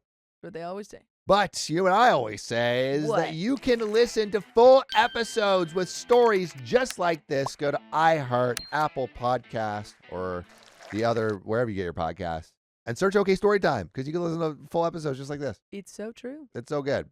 My sister was told by her mother that I was already okay with staying home with the dogs, that I just needed to be officially asked. But wouldn't you want your sister to be there? Wow. Yeah, I would have been like, Regardless, I'm like, what? Let me talk to her. honestly, yeah, no, I would have talked to her and said like, hey, I know you said that you're okay with, staying with the dogs, but I want you to be there. Yeah, I call BS. I call that too. I call BS. Ridiculous. I think those sleeping dogs are still sleeping. think those sleeping dogs are lying. Yeah. Ooh, that they are. So she was never told that I was never okay with the idea. She said if it was a matter of not enough room for me, she would have booted out their friend to make room for me. She told me that no matter how our relationship was at the time, she absolutely did want me there. She said she was very disappointed with our mother. So now I'm stuck. I'm very glad I talked to my sister. I feel much better now, but my sister and I are left with a lot of questions that only our mother knows the answers to. Here we are, days away from Thanksgiving, where both my sister and I will be celebrating at my parents' house. There could be another update waiting for us Uh-oh. in our- Where they confront. in our /OK Storytime. The best time to bring up family drama. Yeah, we Do- could find out. Yeah, Yeah, do you can want- we I can see? check. Keon, can you look? I'll look right now. I really want to bring it up after the Thanksgiving meal when it's just my parents, my fiance, myself, and my sister. But my sister is staying with my parents for a few days, so she wants me to wait. I totally understand. I don't want to put her in an uncomfortable situation with her parents. I am at least very glad that my sister understands how I feel and isn't happy about how this went down either. She is completely on my side about this, and that is enough for me for now. And that's maybe the end of the story. That's maybe the end of the story, unless Friend gossiped about my wedding, so I canceled her invitation. I, 25 female, am getting married in about 6 months, if the vid eases up. I know a lot of people hate big weddings, but I've always wanted one ever since I was a teenager and since my fiance and I can afford it. I'm going ahead with it. I also live in India, where it's kind of the norm to have big weddings, and it's important for our parents as well. By the way, this comes from Throwaway, Am I the A-Hole Friend 9? And if you want to submit your own stories, go to the r/OKStorytime subreddit. I'm Carly. I'm Angie. And we're here to give good advice goofily, but we don't have all the answers. We only know what we would do. So let us know what you would do in the comments. It's kind of silly, but I am heck bent on getting a lehenga from a specific designer who is incredibly popular in India. Editor's note, lehenga is worn by many Indian brides for the wedding or reception. It includes a blouse, a full skirt, and a long scarf, a dupatta. The skirt as well as blouse are heavily beaded and embroidered. Some shops offer it semi-stitched, the skirt only, and the blouse will be stitched and altered to the bride's preference. Further customization, such as additional embroidery or getting a different dupatta, can also be done. I just think his work is beautiful, and it's definitely worth the money. This is the only thing I would not consider changing my mind on. So my best friend got all the appointments ready so that I could try on some lehengas, and they could help me choose one. The day before we were about to go shopping, my fiance and I met up with Leah, 26 female, a friend since high school, and her boyfriend. She was always pretty judgmental when it came to wedding stuff, so at the beginning when I started to plan this, I made sure that she knew she didn't have to get involved if she's uncomfortable with wedding stuff. Her boyfriend and her are pretty anti-marriage, hence why I asked her all of this. Leah asked me if I was excited to go shopping. I told her I was super excited. Her boyfriend then made a comment about how he thought it was kind of selfish and stupid of girls to spend a lot of money on one or two outfits. I was kind of taken aback, I guess, but I tried to change the topic. But my fiance replied, saying something about preferences and minding your own business and whatnot. It was all lighthearted. Things did get awkward, though. Later that day, Leah called me, and after a while of chatting, she asked me to reconsider buying such an expensive outfit and that I was being snobby during a pandemic. I was hurt. She knew I wanted to have this since forever. I told her so, and she said, "Sorry if this was mean, but it needed to be said, no matter how much you like that silly girly dress. It's so wasteful," like her boyfriend's name said. "It causes major damage to the environment," but in Hindi. I didn't respond, just hung up and texted her saying she was no longer invited. I was feeling angry, and I admit I wanted her to feel hurt too. I told her I didn't even know if she would still be welcome to the wedding, since she thinks I'm a selfish person. She started spamming me, calling me a bad friend, that I'm punishing her for being right. I had a lovely day with my other friends, but yesterday Leah called me again to say that even our other friends are ignoring her. I kind of feel guilty for that. She said I was trying to exclude her just for having different opinions. So I may have to apologize. Am I the a-hole?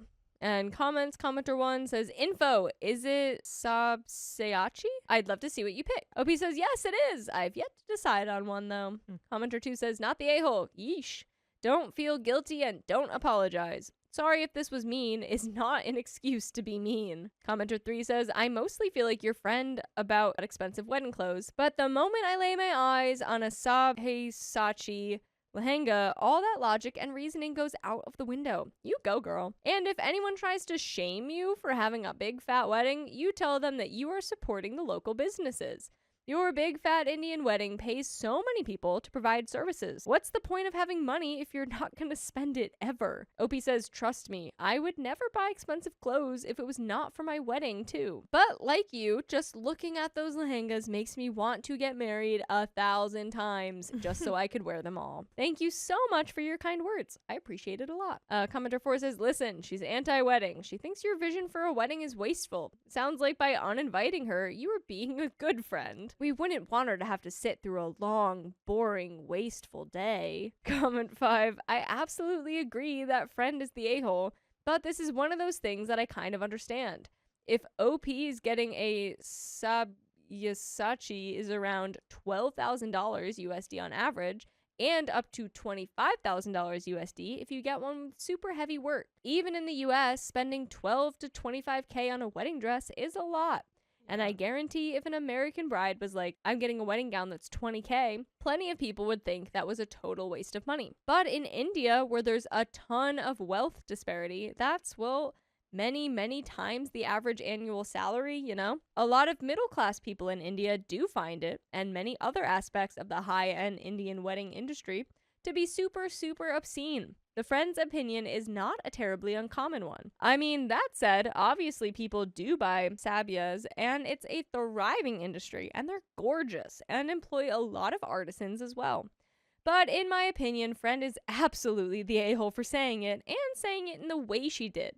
But not necessarily for having that opinion. Commenter 6, not the a-hole. She was an a-hole, and now she's surprised that there were consequences. Buying an expensive wedding dress is not the reason our environment is bad or global warming exists. Even if you bought a cheap one, would you really wear your wedding dress again casually at some other time?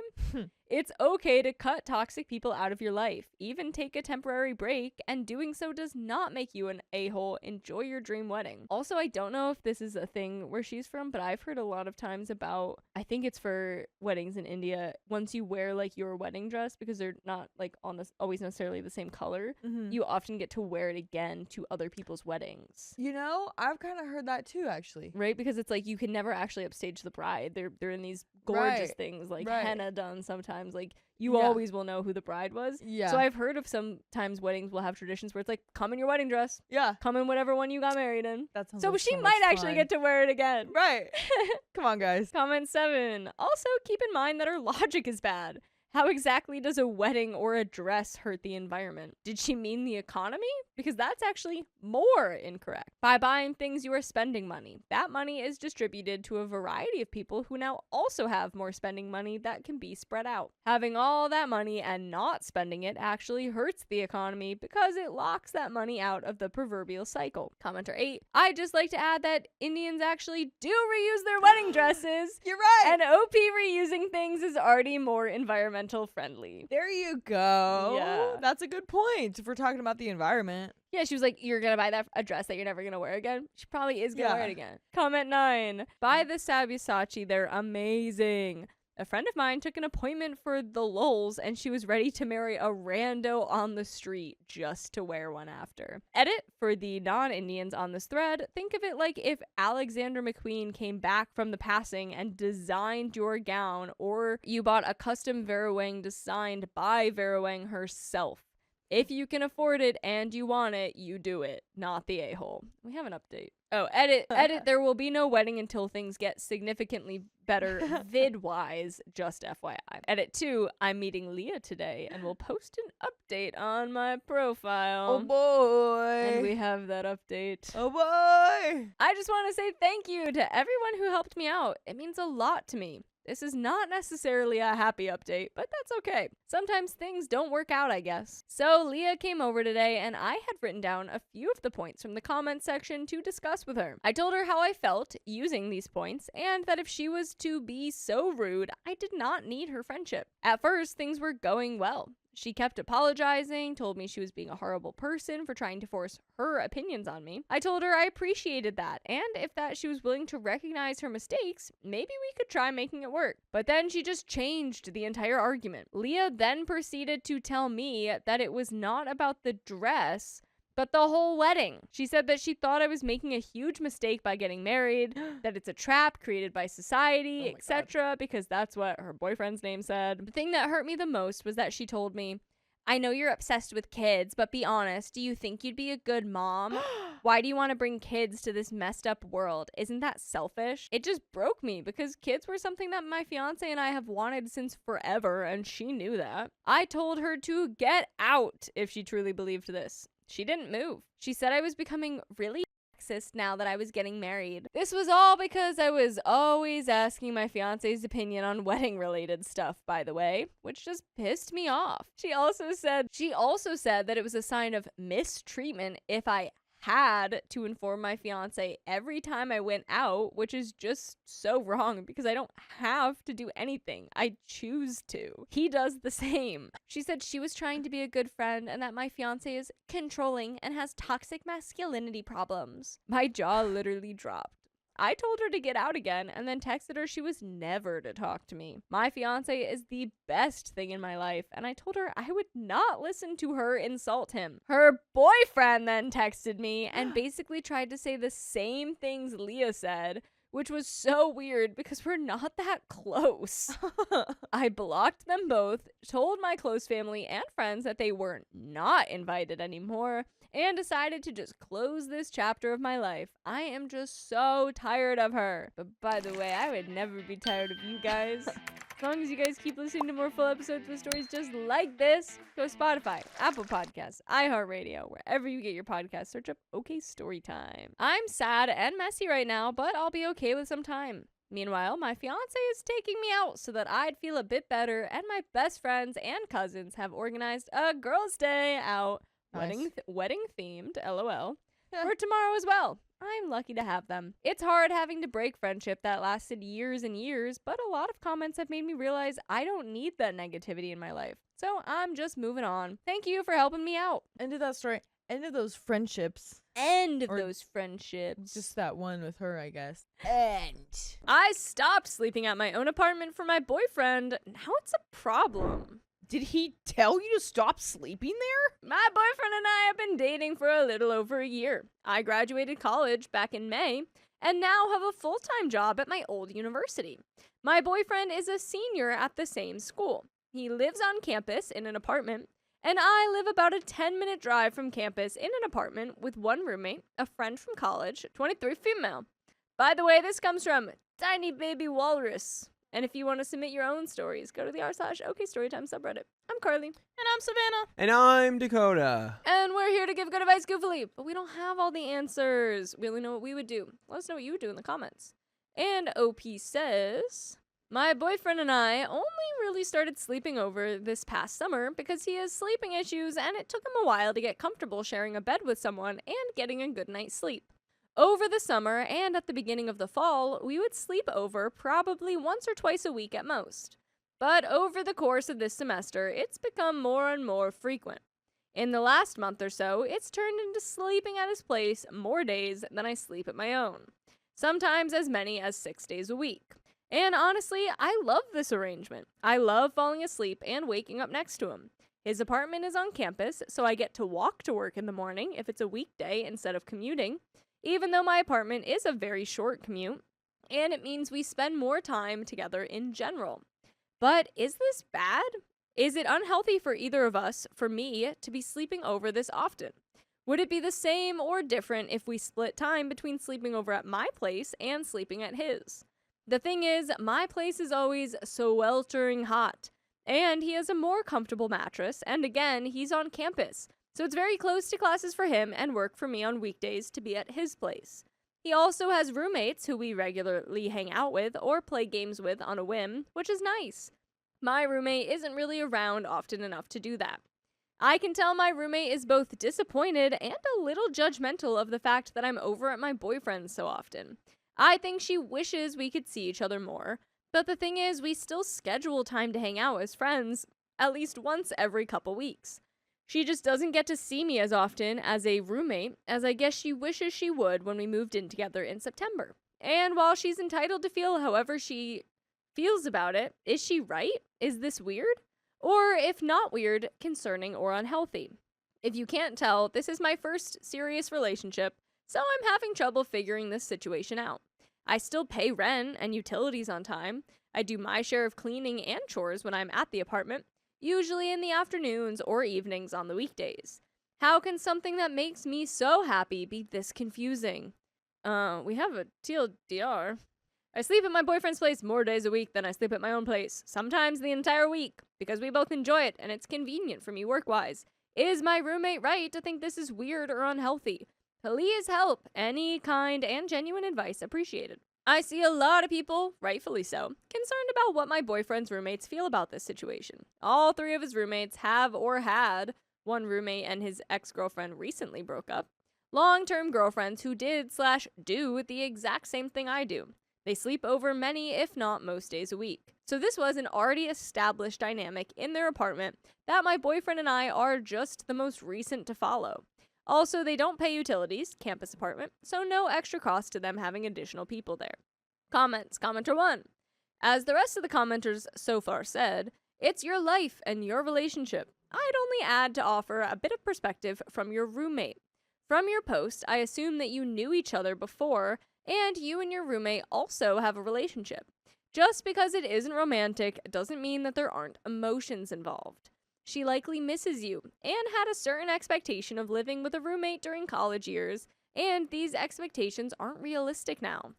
That can either be just her inner fantasy script not being met and bugging her on a self-image aspirational level, or she could legitimately be hurting emotionally because she's your friend and she misses you. There's people who completely disappear into relationships, and that can veritably suck for the rest of their friends. I don't know if that's the case, but that might be how she sees it either way.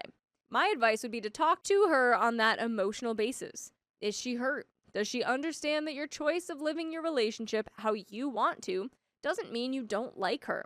Would an evening activity once a week at your place make her happier? Is there another roommate better for her expectations of cohabitation? That is, of course, if you care to salvage the relationship with your roommate. Either way, spending time with your boyfriend and sleeping over is not weird. And OP replied, yes, she and I were already friends prior to living together.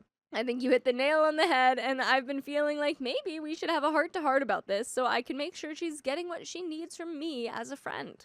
I make sure we have plans together, just us, at least every few weeks, but she might be wanting more than that. Thanks for the kind advice. Yeah, every few weeks is like once a month. Yeah, and like now your friend, like you agreed to live together, and now your friend is just sitting there at home like by themselves, you know? Like I would be like, well, she has a boyfriend, so I don't see her anymore, and that's who takes up her time. And so it does. I'd be sad with it. And that's happened. Like I feel like that happens to people way more often than it should.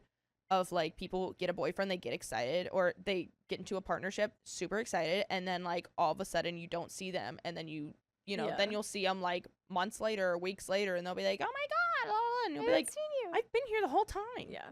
Like it's just, there's always that point too, because it is like a new one and a first one where it's like you can Exactly. give it a couple months to calm down, but after that it's like, yeah, after the honeymoon okay, phase. I've been waiting for you over here though, and Yeah. I'd like to hang out with my friend. Yeah, it's like, okay, can I have some time now or what? Yeah. My friend's missing. Comment 2.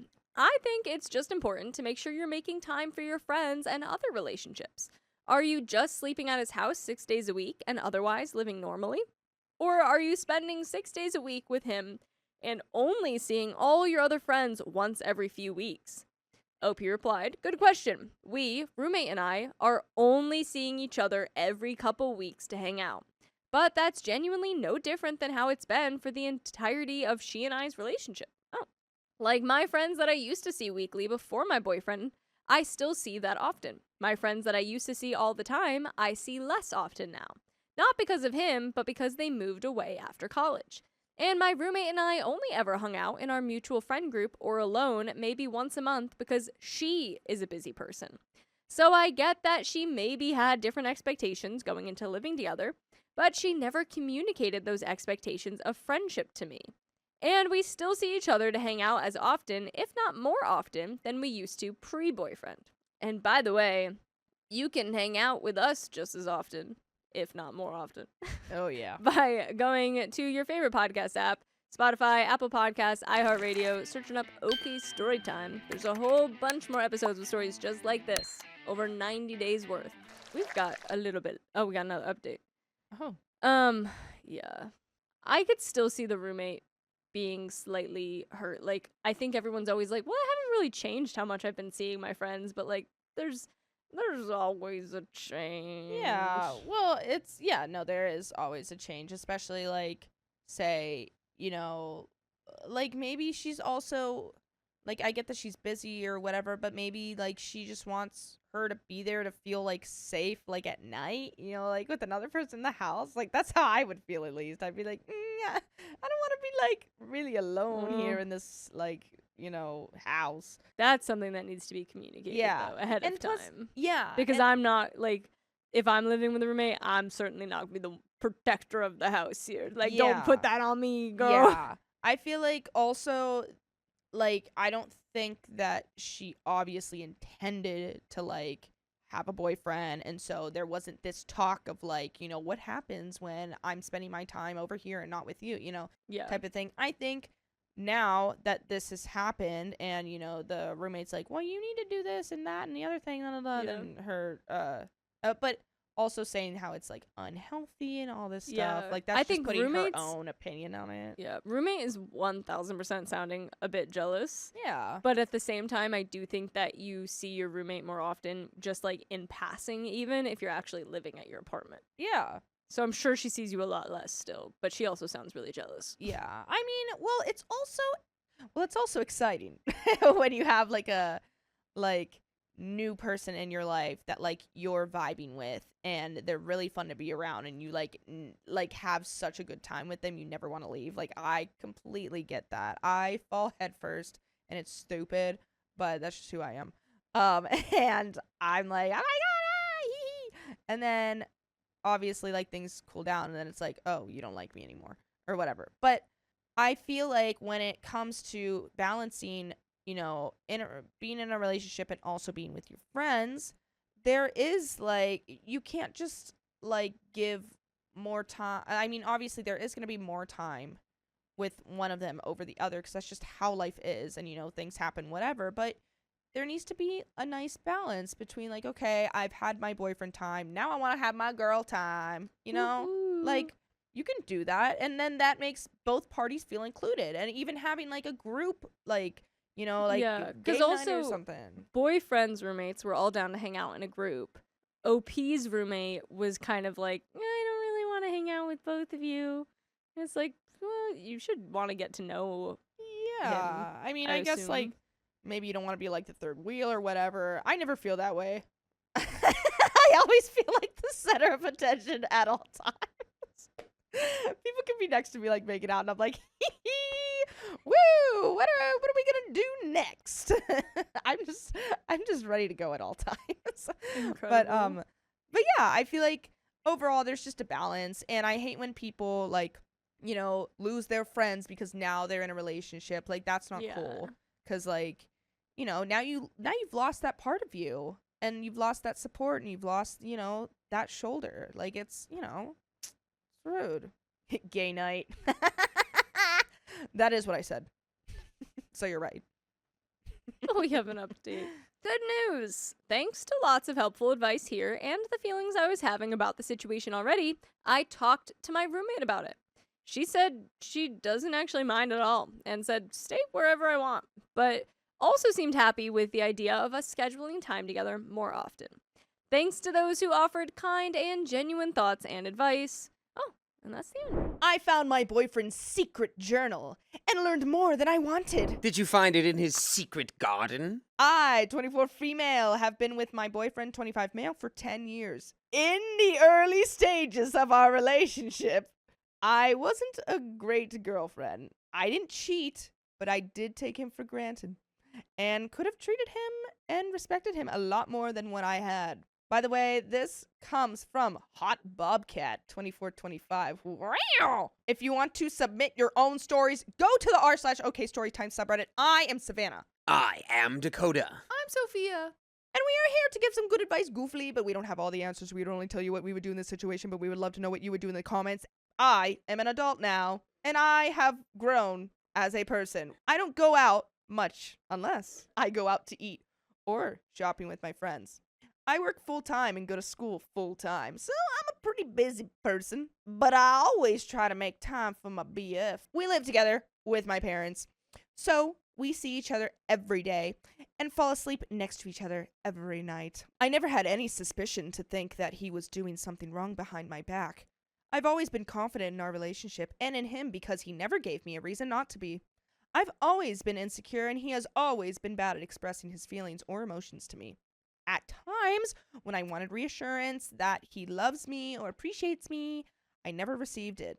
He would say, "You shouldn't need reassurance on those things." In 2023, I had this pit in my stomach that something was wrong. I wanted to go through his phone just to reassure myself that nothing is going on, but when I typed in our anniversary, which has been his passcode for years, it said incorrect. He had changed his phone password, and when I asked him about it, he told me, "It's my phone. I don't want you to invade my privacy, and I don't invade yours." He tried to validate it by saying, what could I possibly want to see on his phone, and refused to show me it. He knows my passcode to my phone, and I don't have anything to hide, so him changing his passcode after all these years of being together really threw me off. I decided to change mine too, in an attempt to match his energy. He never noticed, because he never tried getting onto my phone. Fast forward to March 2025, so that was in 2023. So 2 years later, we're in his car one night at a gas station getting some drinks. He runs in and I decide to look through his glove compartment and I find a black journal. I decided to flip through some pages and ended up going through the entire journal. To sum up what I had found, he wrote about how he told his coworker he was single and they responded with, "I'm surprised you're single with how handsome you are." Oh! Hey, that's weird. Why are you saying did you that? make out? Why Is that going to be the next thing in the journal? Are you And then we made out. are you telling your coworkers you're single? Yeah, why? That's a breakup right there. If you're obviously not. There are also other entries about a red-headed girl and how beautiful she is.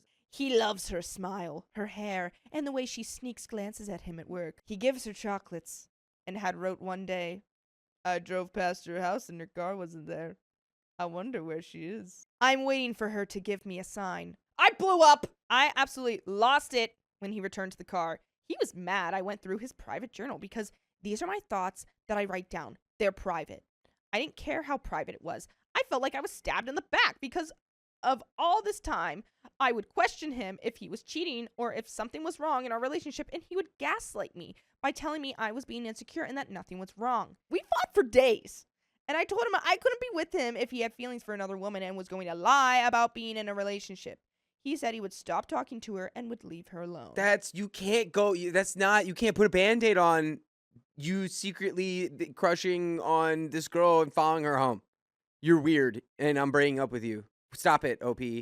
Stop. You shouldn't have even said you read it. You should have just broke up with him. Said, this isn't working. I feel like you like redheads. I'm leaving. Fast forward again to a few days ago, and I started to get that feeling again of something being wrong. Dude, while he was sleeping, freaking log in, dude. I took his car keys. And what? Oh, and decided to go look for that journal. Okay. You already what else do you need to read in the freaking journal? His journal was gone and was replaced with a new one. And inside it just says, "I love my girlfriend so much. I love my girlfriend. I love my girlfriend." On every page, just says that. From November 9th until now, he's still writing about her. Nothing has seemed to change. They only interact at work, and it's only to help each other in their department. But the things he writes about her is something that he never says about me. "I would love to see the sunlight reflect off her eyes.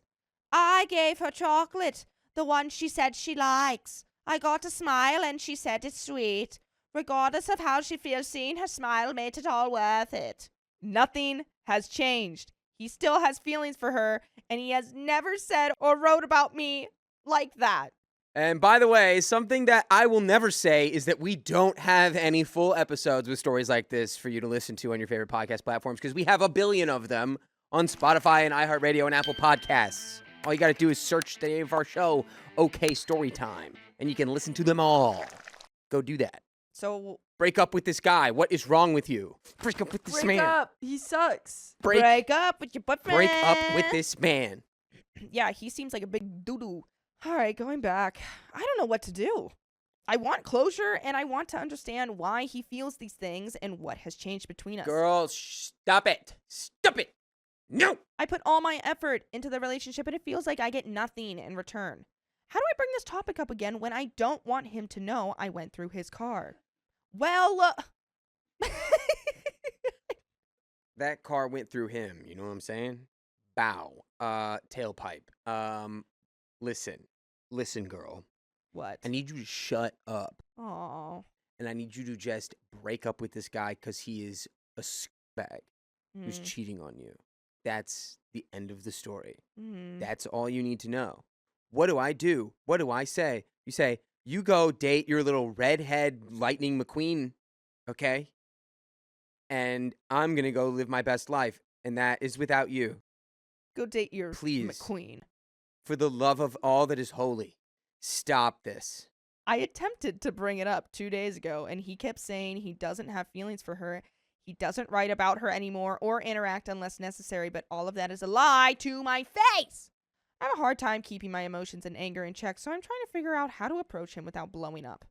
I love him, but he clearly doesn't feel the same way about me. I feel stupid for still wanting to be with him when it's clear he has eyes for someone else. Any advice? Yeah, break up with him, stupid. Yeah. Seems like Sorry, he's not going to change. I didn't say that. You said that. You said, I feel stupid. Well, let's stop doing the thing that makes us feel stupid. Right? Yeah. Like, I mean, it's obvious what is going on here. This Like, guy she's is... trying to make, like, excuses why she shouldn't break up with him. And, like, trying to be like, what?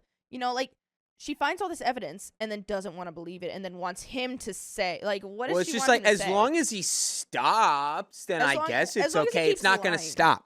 As long as he keeps lying to my face and telling me No, that, like, no, it's fine. stop. Like, I'll believe him, even though the evidence is right here.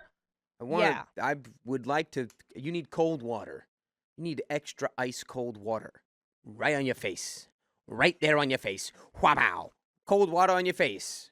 5 a.m. Wake up, ice water. Bang. Face bath. Right there. Boom. Ice water in your face. You need that. You need that right now.